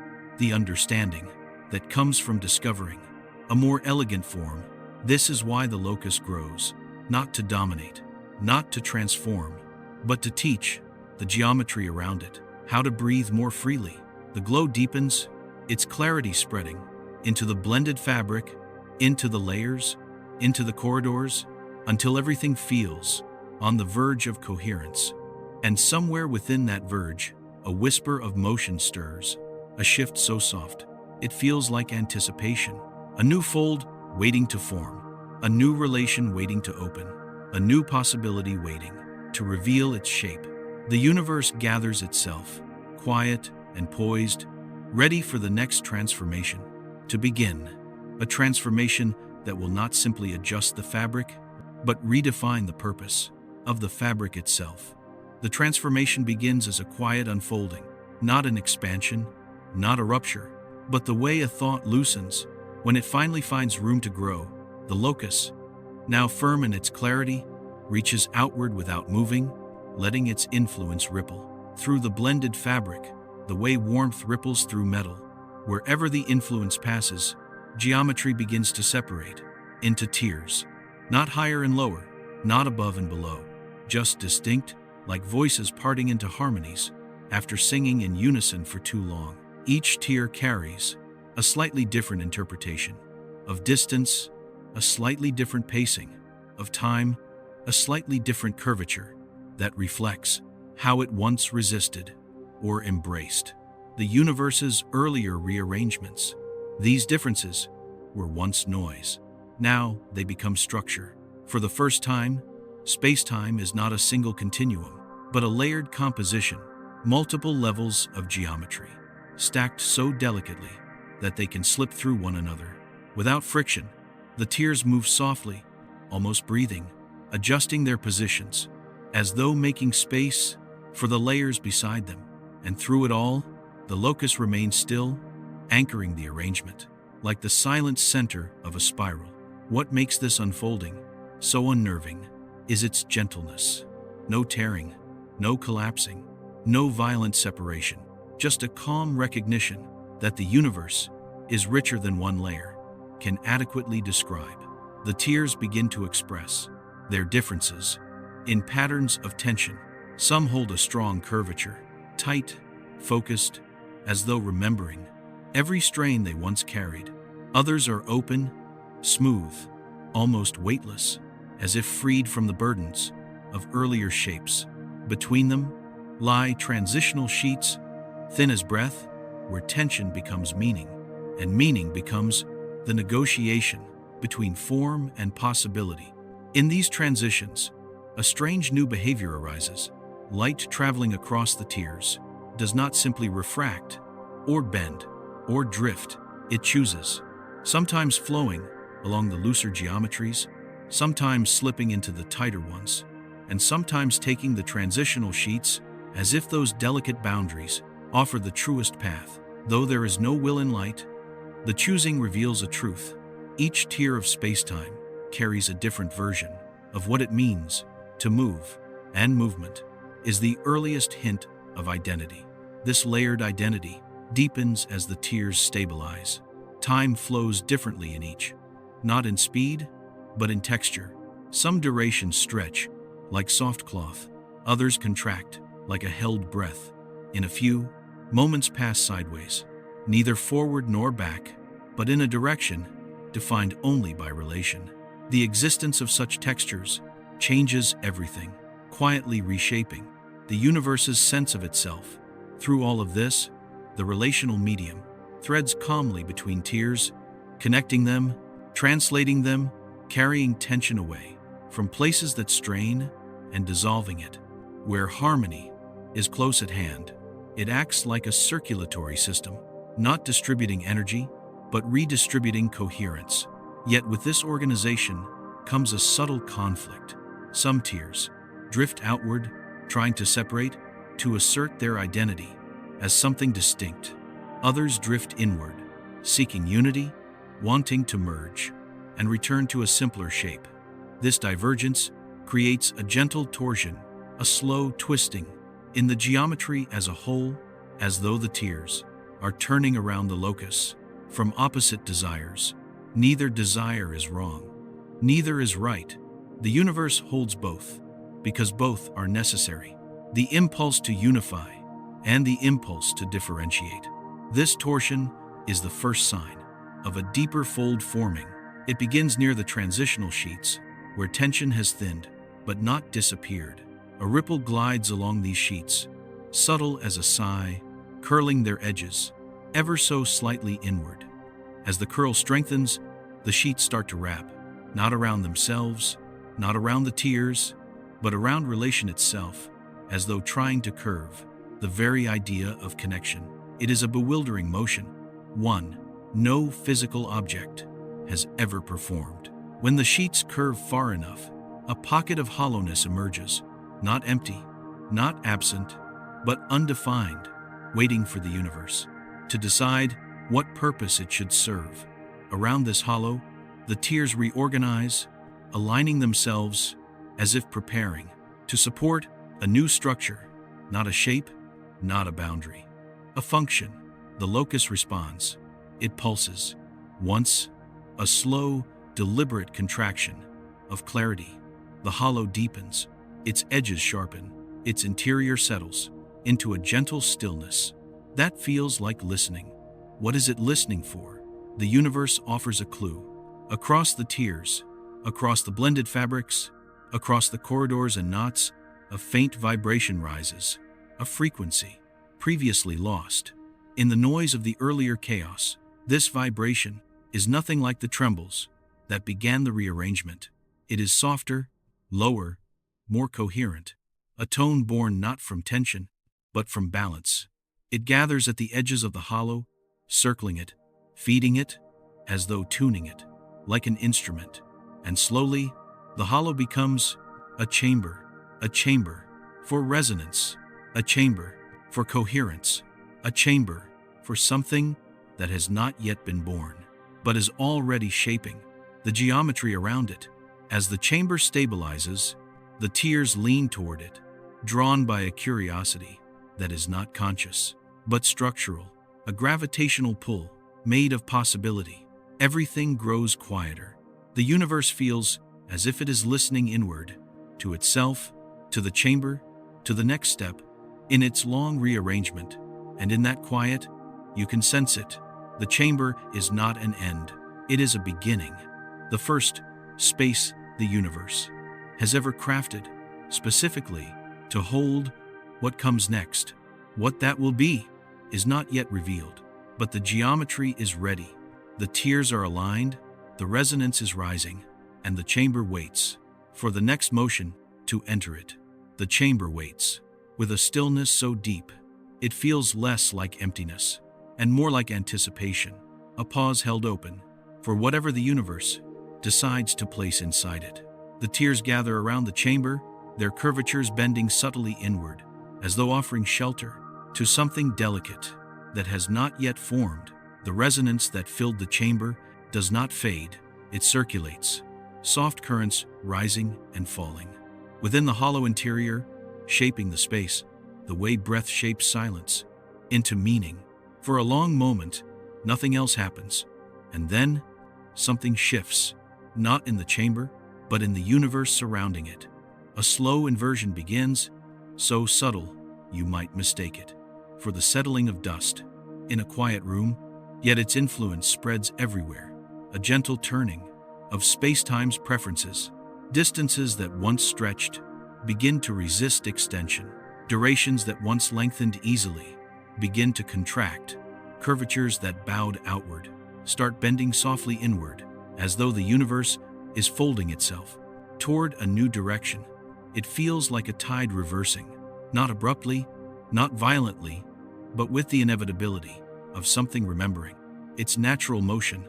This is the first sign of the inversion, a shift not of matter, but of tendency, as if spacetime itself is reconsidering what it means to expand, to drift, to hold. The relational medium responds first. Its threads tighten slightly, pulling coherence along new paths, directing flow toward the chamber, as though recognizing that the heart of the inversion will unfold there. Then the tiers respond. Their layered geometries tilt toward a common orientation, imperfect at first, like dancers learning a shared choreography. But gradually, their motions harmonize.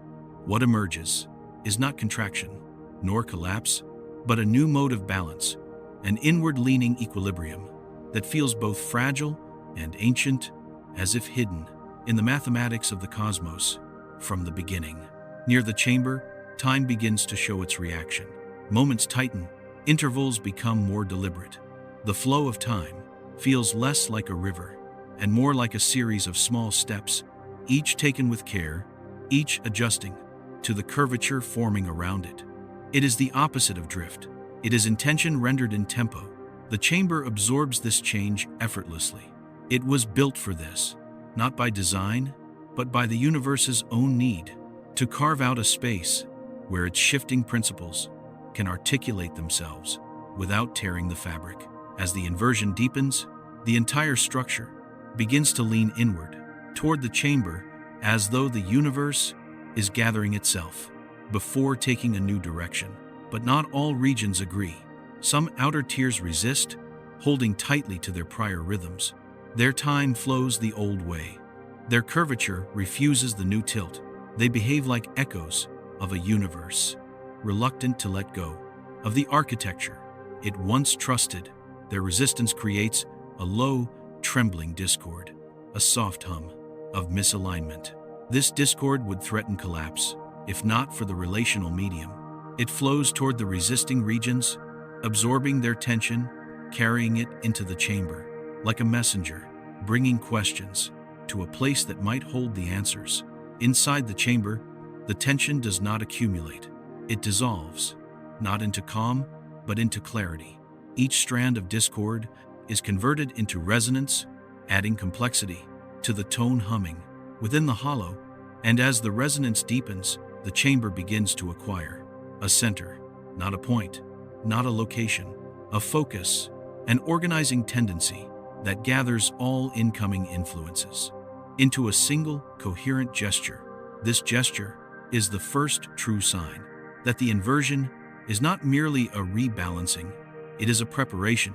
The chamber is becoming the fulcrum upon which the next rearrangement will turn. You can feel it, the way a storm feels before it becomes visible, the way a thought gathers before it forms a word. Everything begins to align. The corridors of coherence bend toward the chamber, the knots pulse in synchrony, the tiers stabilize their motion. Even the resistant regions start to soften, their defiance weakening under the pull of a deeper logic. And through all of this, the inversion grows stronger. Distances no longer want to stretch. Time no longer wants to drift. Curvature no longer wants to scatter. The universe is folding into a new posture, a posture of preparation. As the folding reaches its quiet peak, the chamber brightens, not with light, but with definition. Its hollow shape, sharpening around the resonance within, becoming a vessel for something that has not yet entered it, something the universe is almost ready to reveal.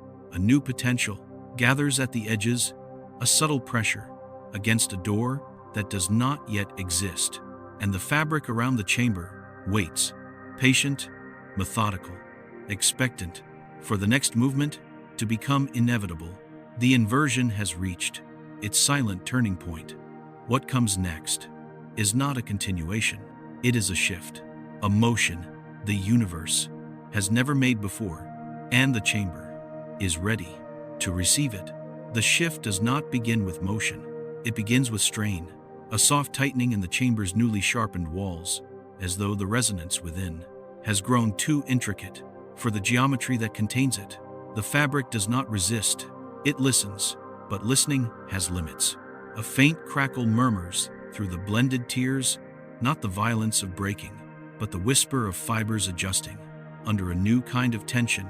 Thin fissures, delicate as pencil lines, appear across the layered geometries. They don't sever, they don't divide. They glide like threads of unspooling silk, marking the boundaries where the universe needs more room to reshape itself. These are not fractures, they are soft seams, designed by necessity, forming precisely where the fabric can stretch without tearing. The seams widen minutely, allowing each tier to shift its alignment by the smallest imaginable measure, just enough to accommodate the resonance gathering in the chamber. Every seam feels like a choice, one the universe makes quietly, deliberately, accepting that transformation requires space. Where old rules can bend, the relational medium catches these seams, filling them with a gentle flow that prevents the tiers from drifting too far apart. It holds the structure steady, while still allowing it to expand into a more flexible shape. In this flexibility, a new behavior emerges. Certain regions of spacetime begin to move independently of the layers around them, sliding sideways through the soft seams, not violently, but with the grace of a page slipping from a book, only to rejoin it. At a different angle, these sideways motions are impossible in a rigid geometry, but now, nothing is rigid. The universe is learning to move in ways that were never available to it before. As the seams expand, the chamber reacts. The resonance inside it gains complexity, harmonics spinning off into delicate spirals that trace themselves onto the surrounding tiers. These spirals behave like invitations, paths the tiers follow as they adjust to accommodate the new frequencies. For the first time, the chamber is no longer a hollow. It is a conductor, and the universe is beginning to answer its cues. Tension that once distributed evenly across space-time now flows toward specific seams, as though the chamber is teaching the universe where to bend and where to hold. Some seams tighten, some loosen, some flex like reeds in wind, carrying strain away from vulnerable regions and redistributing it where the fabric is strong enough to bear it. This redistribution creates zones of calm, regions where spacetime settles into a temporary stillness, so complete it resembles contemplation. In these calm zones, the tiers align effortlessly, their layered differences softening into shared symmetry. But calm is seldom universal. Elsewhere, where the seams cluster too closely, the geometry grows restless. The layers fold too sharply. The relational medium strains. The resonance thickens with the weight of competing tendencies. This restlessness breeds new structures, something between a knot and a ripple, a soft loop of unresolved tension. It forms quietly, but holds itself firmly, refusing to dissolve. Into the harmony around it, the chamber feels the loop's presence. Instantly, its resonance falters, not failing, but shifting, as if recalibrating to incorporate a voice that was not expected. In the chorus, the loop responds. It pulses, sending its own frequency into the seams, guiding strain in directions the universe did not intend. It is not malicious. It is simply true, a structural truth born from the difference between what the universe wants and what it was. The loop becomes a reminder that transformation is never uniform, never without contradiction. And contradiction is the birthplace of depth. The chamber absorbs the discord, letting the loop's tension add color to the resonance. Instead of resisting, it incorporates, allowing the structure to grow richer, more intricate, more capable of holding conflict without collapse. As the chamber adapts, the soft seams stabilize again, opening new pathways for motion and relation. Some seams stretch across entire tiers, creating corridors of flexible geometry where light moves as though gliding over water. Others remain small, tiny adjustments that refine alignment in regions already near harmony. But all seams share one feature. They allow the universe to try shapes it never could before. Shapes that twist without breaking, shapes that bend without strain, shapes that permit the entire fabric to reorganize without losing continuity. And through these shapes, the chamber's resonance continues to grow, not louder, not brighter, just deeper, filling the soft seams with purpose. It feels like the universe is preparing itself for a decision it cannot yet articulate. A decision formed in silence, formed in tension, formed in possibility. The soft seams begin to hum, a faint vibration that spreads across the tiers, like the first trembling breath of a structure about to reveal its next form. Something is gathering, something is aligning, something is learning how to turn inward without collapsing, how to turn outward without unraveling. The universe is standing on the threshold of a move that will change more than shape. It will change motive, and the chamber, quiet and patient, waits for the moment when the fabric finally lets go of its last resistance, so the next layer scene can unfold. The unfolding begins so softly, you might mistake it for the lingering echo of the seams humming. But this is not echo, it is emergence. The soft seams, once scattered like faint lines across layered space-time, start to drift toward one another, subtle, wandering currents, finding coherence without ever meeting directly. Each seam carries a memory of tension, a trace of imbalance, a record of the geometries the universe has shed on its way to becoming what it is now.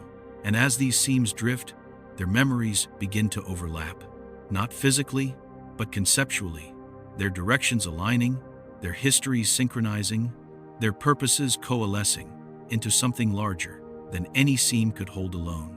Slowly, a network begins to form, not a grid, not a lattice, something more fluid, more ancient, like the branching of rivers, carving themselves into a shared ocean. Each seam curves toward the chamber, but none of them arrive directly. Instead, they weave around one another, harmonizing their tensions, exchanging their frequencies, learning each other's trajectories, until each path reflects every other. The universe, without knowing how, is making a map of itself. A map, not of locations, but of relations. The hidden architecture that tells spacetime how to understand its own shape. As the seams strengthen, the blended tiers respond. Some tilt, some stretch, some soften into new configurations that fit more neatly. Against the growing network, the layers, once loosely stacked, now begin to anchor themselves along the network's curves, mirroring its structure, the way constellations mirror the positions of stars. They never touch, yet this anchoring is not submission. It is trust, a willingness to let a larger coherence shape their identities. Even the resistant regions, those remnants of older geometry that strained against transformation, feel the pull of the network.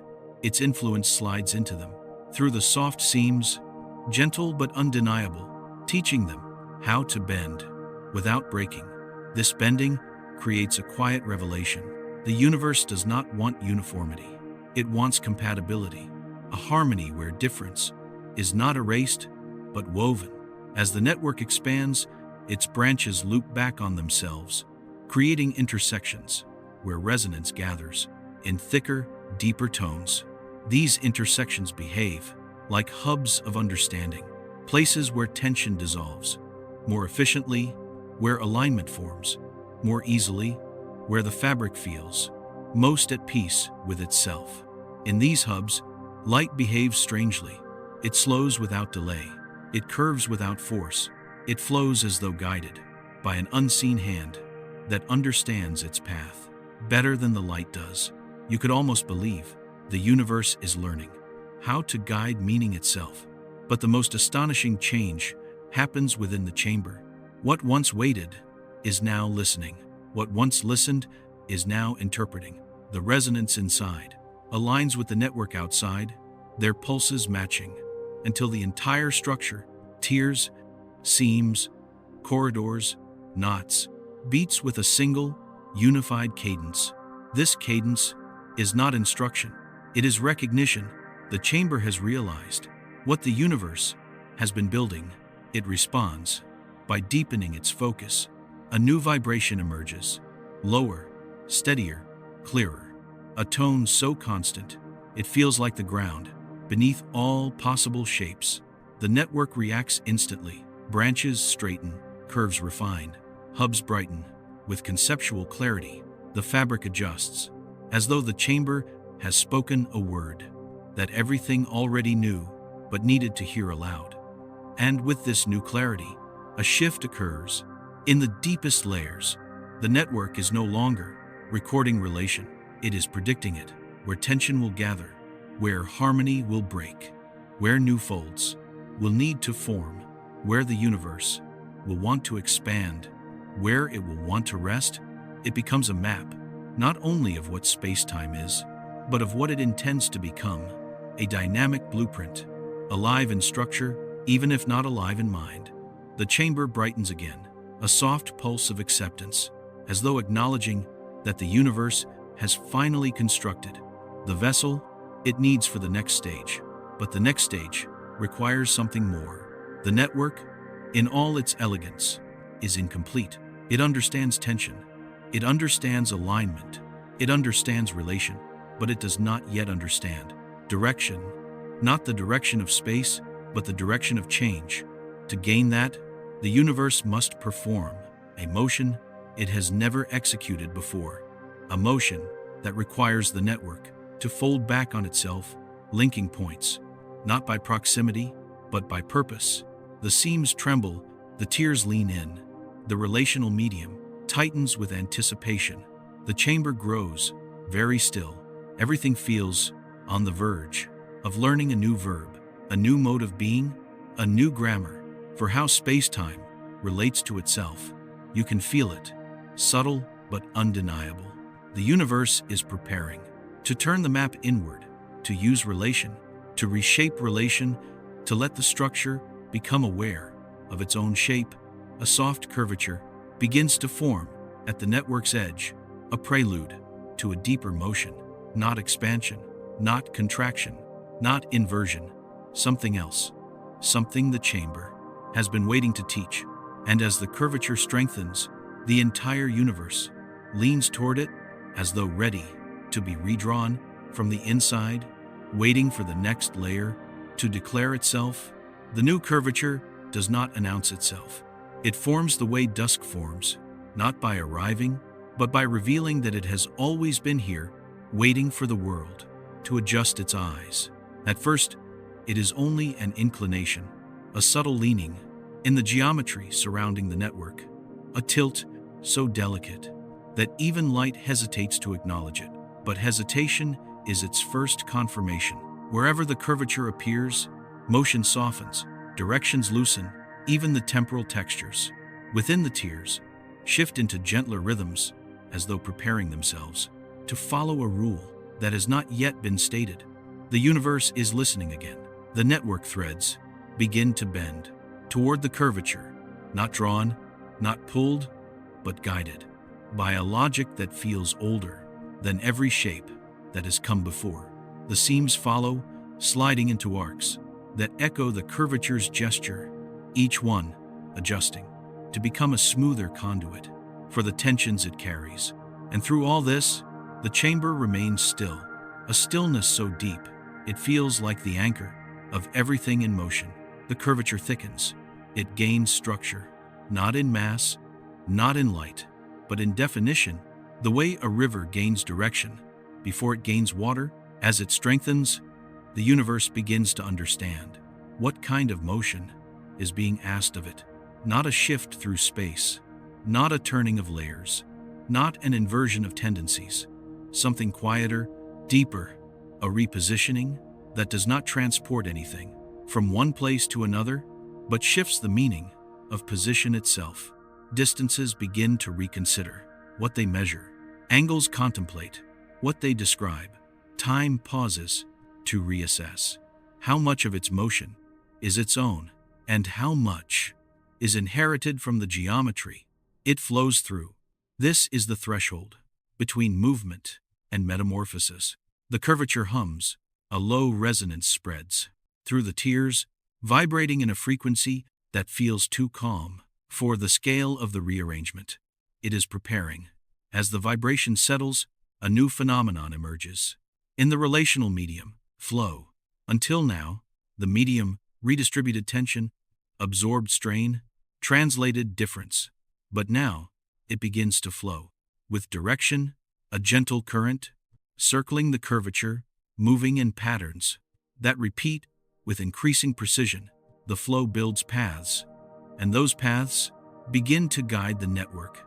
Knots pulse in synchrony, corridors shift their alignments, tiers adjust their positions, not toward the curvature, but along the paths it defines. Everything follows the medium's new direction with a quiet, collective certainty, as though the universe has discovered how to walk without lifting its feet. The curvature deepens, not like a valley, like a choice. The chamber responds at last. A single pulse, so soft, it could be mistaken for silence, moves outward from its center, traveling the network through every seam and every tier. This pulse is not vibration, it is instruction, a structural suggestion that every geometry understands. Instinctively, shift your role, not your location. The universe begins to comply. Spacetime rearranges, not by moving pieces, but by changing how each piece participates. In the whole, distances lose their fixed commitments. They reshape their priorities, choosing coherence over rigidity.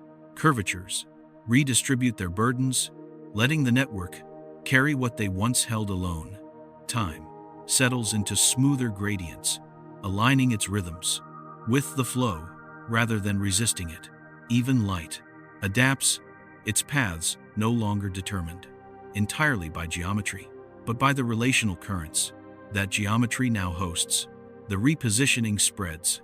Structures that were once distant become conceptually closer. Regions once tightly bound learn to loosen. Boundaries blur into gradients of participation. It feels as though the universe is becoming lighter, not in mass, but in obligation. The curvature, having guided the repositioning to this point, begins to fold, not collapse. Fold, like a map turning inward to reveal routes that were invisible when it lay flat. As it folds, the network tightens around it, each thread settling into a position that honors both its origin and its new orientation. This is not rearrangement. This is redefinition. For the first time, spacetime becomes aware of a truth. It has been circling for ages. Position is not where something is. Position is how something contributes. You can feel the moment. The universe accepts this. A feather-light shudder ripples through everything. Tiers, seams, corridors, knots, as if all of existence exhaled into a new configuration. And then, unexpectedly, the curvature dissolves. Not abruptly, not completely. It softens into the structure it created, becoming distributed across the network like a principle rather than a place. With it gone, the chamber brightens, not visually, conceptually. It holds more clarity now, as though the repositioning was something it had been waiting to teach the universe. Yet, even in this clarity, a subtle tension returns, not discord, but anticipation. There is more to learn, more to transform, more to reveal. The repositioning was only one motion. Another is coming. A motion, not of shifting meaning, but of revealing origin. A deeper fold, buried beneath the layers, still waiting to turn outward, and the chamber, quiet and steady, is ready to call it forward. The chamber holds its brightness, the way an ember holds heat, quietly, without spectacle, waiting for the right breath to turn glow into motion. That breath arrives as a faint draw inward, a subtle recollection, moving through the network, like memory returning from somewhere deeper than experience. It is not the repositioning repeating itself. It is something older, a pull from beneath the layers, a call toward origins that space-time has not touched. Since its earliest trembling, the network responds first. Its branches tighten, curves straightening, until the pathways of relation become almost luminous. With coherence, the soft seams flutter in recognition, their lines shimmering, as the relational medium thickens within them, as if bracing for a truth that requires more strength than the geometry once possessed. The tiers, once stacked loosely, then layered, then blended, begin to tilt toward a single orientation, a gesture not of obedience, but of understanding. They are turning back toward the moment before they were many. But return does not mean reversal. It means discovery. The chamber pulses again, and this time the pulse is not instruction. It is invitation. Invitation to draw nearer to the shape beneath all shapes, the rhythm beneath all time, the tension beneath all curvature. The universe accepts.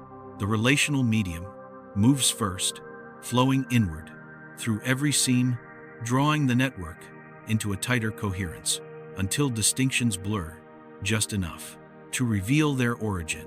What emerges is not unity, but lineage, the faint blueprint of how the universe first learned to organize itself. The knots quiver with recognition, their pulses sinking to the chamber's rhythm, as though remembering the earliest logic of connection. The corridors adjust their curvature, tracing arcs that lead inward in perfect spirals, not collapsing, not narrowing, but converging toward a common purpose.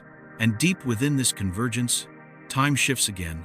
It does not slow, it does not stretch, it returns, folding back, not onto earlier moments, but onto earlier possibilities, reopening paths that were once sealed by the very act of becoming. The tears tremble gently as these possibilities flow through them, reminding them of shapes they never grew into, rhythms. They never adopted. Distances they never held. Yet, no regret emerges.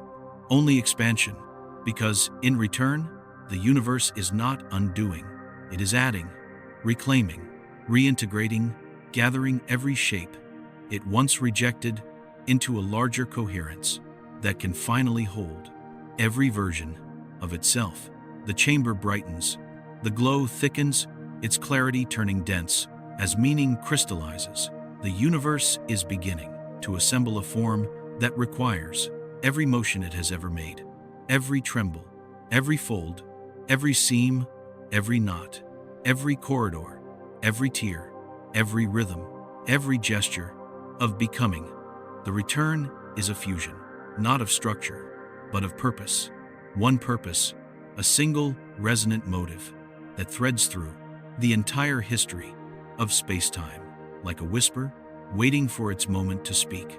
And when this motive finally gathers enough coherence to press outward, the chamber responds with a motion unlike any before. It expands and contracts at the same time, not physically, conceptually. Its boundaries swell toward the outer tiers, even as its center folds further inward, opening a depth that has no direction, only invitation. The entire network shudders in recognition. This dual motion, outward and inward, broadening and deepening, is the signature of return. A return, not to the past, but to the source, beneath past and future alike.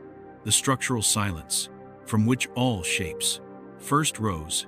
The seams glow softly, their edges waver, as the chamber's resonance threads through them, like a quiet wind seeking passage.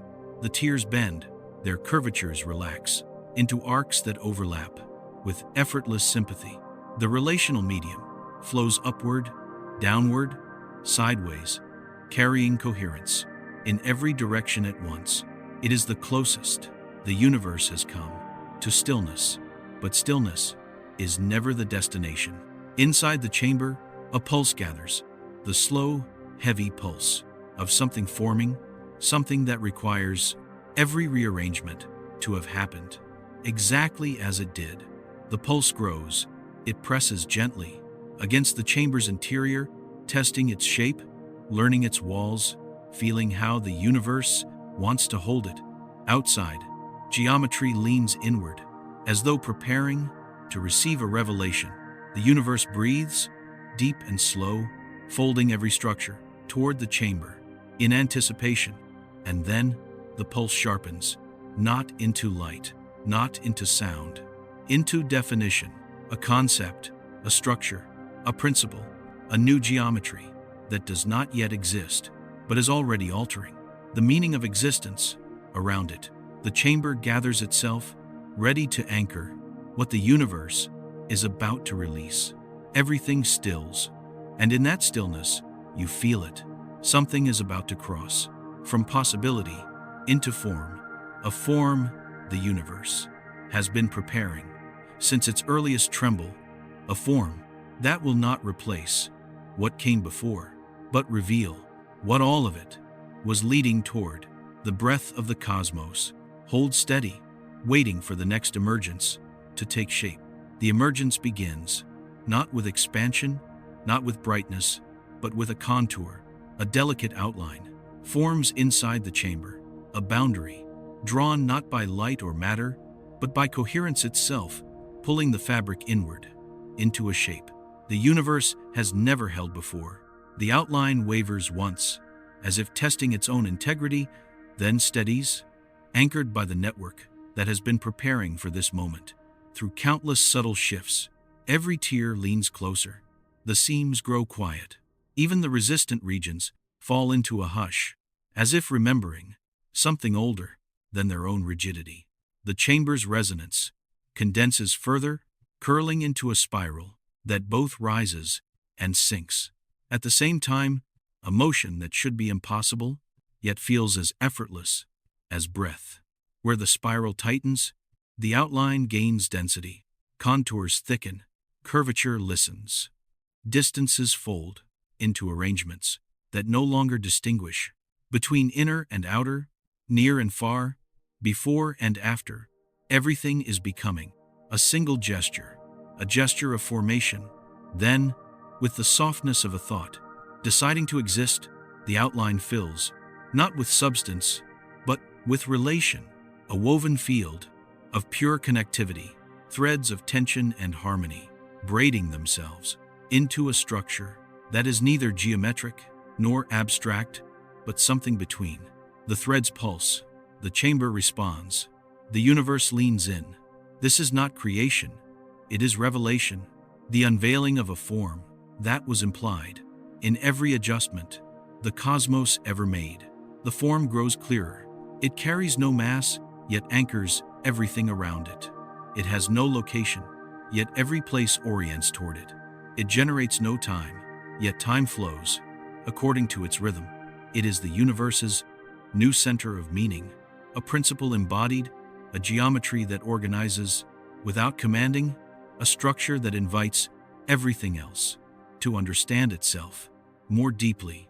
As the structure stabilizes, the relational medium begins to circulate around it in patterns that resemble currents of thought, quiet, recursive, testing the integrity of the newly revealed form. Each tier adjusts itself accordingly, curvatures settling into positions that feel both familiar and entirely new. Distances relax, as if relieved, to finally know what they belong to. Time smooths its tempo, aligning moment to moment, with a softness that whispers of inevitability. And yet, even in this clarity, the form is not complete. It flickers, a subtle oscillation, rippling through its outline, suggesting another possibility, nested just underneath the one the universe has chosen to display. The chamber absorbs the flicker, not suppressing it, but holding it, cradling it, as though keeping open a doorway for something the cosmos might want later. The network tightens its weave, corridors refine their curvature, knots pulse in slow, synchronous beats, echoing the rhythm of the new form, as if paying homage, and the form responds, its interior thickening into a field of potential, not intention, not consciousness, but the readiness for something to emerge from within it. What that something is, the universe does not yet reveal. Instead, everything begins to soften. Edges blur, contours dim, the resonance lowers into a quiet hum that feels more like a memory than a sound. It is the universe, settling into its new posture, testing how the structure fits, how it holds, how it breathes. Outside the chamber, the wider geometry grows still, not static. Still, in the way a lake grows still, right before it reflects something unexpected. The relational medium circles the form once, slow and deliberate, as though imprinting its shape into the fabric around it. The tiers drift outward, just slightly, giving the new structure space to resonate freely, the way ribs expand gently around a deep inhale, and then, in a motion so subtle it could be mistaken for darkness settling, the universe loosens its grip on the moment, not releasing it, letting it rest. The form at the center glows one last time, a soft pulse that travels through every seam, every tier, every corridor, leaving behind a lingering warmth in the geometry itself, a warmth that whispers, this is not an ending, this is alignment, a beginning, disguised as stillness. The glow fades, the chamber quiets, the universe exhales into its new shape, and somewhere, in the soft dark behind it all, a question opens, not spoken, not formed, but present, waiting for when the cosmos is ready to lean toward it. Close your eyes now. The universe is still arranging itself in ways we were never meant to fully understand.